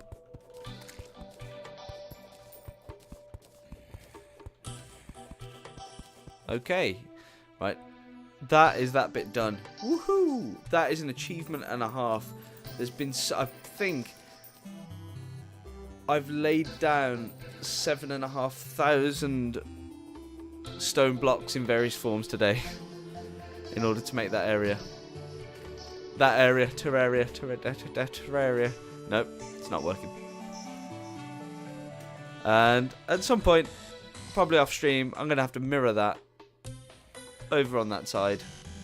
Well, I say I have to. I mean, I choose to mirror that on that side for completion. Right, I think we'll end the stream there today, guys, with Terraria anyway. Let's just save that. Let's bring up the chat screen. It's been a long stream, I think 3.5 hours. That's pretty decent. We brought up the chat screen. You may want to look into getting the Vine Miner mod. You've proven you can mine. You may as well make it quicker. What's a Vine Miner? Vine Miner eine kleine. I'm gonna get my stream ready. Okay, Doom, we're gonna do one last wheel spin. So I don't know if you want to be in for that. Be great if you could be. And then I've got some thank yous to do. Right, let's do this. Oh, 1 sec. Neely do this. Oh, I know who we're gonna have to go and get someone. Oh no, I thought this person was online, but they are not. Or if they are. Oh, right, guys. This is your chance to get in your final raffle tickets before we spin. It's time to spin the wheel of gold. That's right, we're spinning the wheel of gold here. If you haven't got all of your raffle tickets in, you can do so. Valentino says you hold the hotkey and then mine a block and it mines the entire group of that block that's been whitelisted. Wow. Okay, you can whitelist stone, for example. It will mine all the stone connected to each other. Wow, that's pretty good. Does it not affect the game in any way, having one of those mods? Let me know. You can find more information here. Thank you very much, Valentino Czar. If you can pop it in Discord as well, that link into the general chat in Discord or things to look out for, that will really help. Flaming God, you, let's have a look. You don't have any raffle tickets yet. You might want to get in on the raffle. You can have 500 tickets maximum. You might want to go in for a full 500 with a chance to win even more. Even more.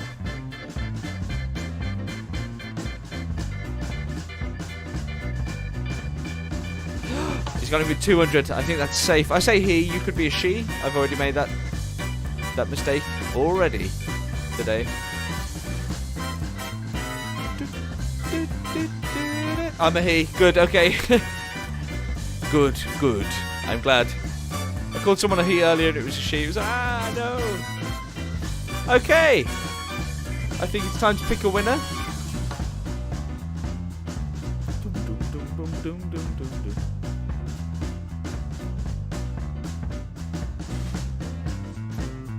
And we'll be picking a winner in 5, 4, 3, 2, 1. Oh, and it's only Flaming God. Well done, Flaming God. The way this works is you're going to tell me when to spin, and I will spin that wheel. Well done.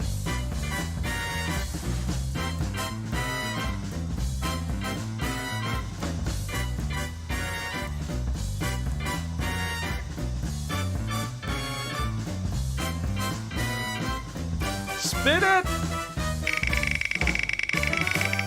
How much will you win? How much? Oh, it's 100 gold coins! Oh, it didn't work out for you. At least you didn't put 500 in. There we go. You could have won so much more, though. I might get rid of one of those 100s, because we've had a few 100s recently. Right, Flaming God, I will place your gold coins in right now. There we go. Flaming... If I put in Flam, it should bring it up. Yeah, Flaming God, there we go. But you've got 680 still, which, that's quite good. That's very, very good, in fact. And with that, we shall turn off the wheel. And now we're going to say thank you. Thank you, first of all, to every single one of you that came to the stream today, whether you're watching it live, where you watched it live for the first hour and then had to leave, whether you're watching this live right now, whether you're watching the recording of this on the playback, either here or on YouTube, whatever way, thank you so much for taking your time to be here and to watch me and to also be part of the community. Thank you to all of the chatters in the community. Some of you lurk. I know you just like to lurk in the background. That's fine. But thank you for everyone that does get involved in the chat. Also, I've got some thank yous to do. First of all, we've got a thank you to WebDev Wolf for the subscribe. Thank you so much. I can't believe that we got another subscriber to the channel. We're in we've passed double digits now into the subscribers. That really does help. Thank you so much, guys. Thank you for Flaming God for the follow as well. Thank you for the mods, Kent and for Nerdy Wizard. Both of them are great mods in their own right, and they help out so much. So that's always really, really good. Thank you was there someone else? I thought there was someone else that I might have forgotten. Let me just check the list of the people that have done stuff today. You've all been great. You've all been really super good fun. So I am going to say, let's go and raid. Let's go share the love with someone that hasn't been on for a good while.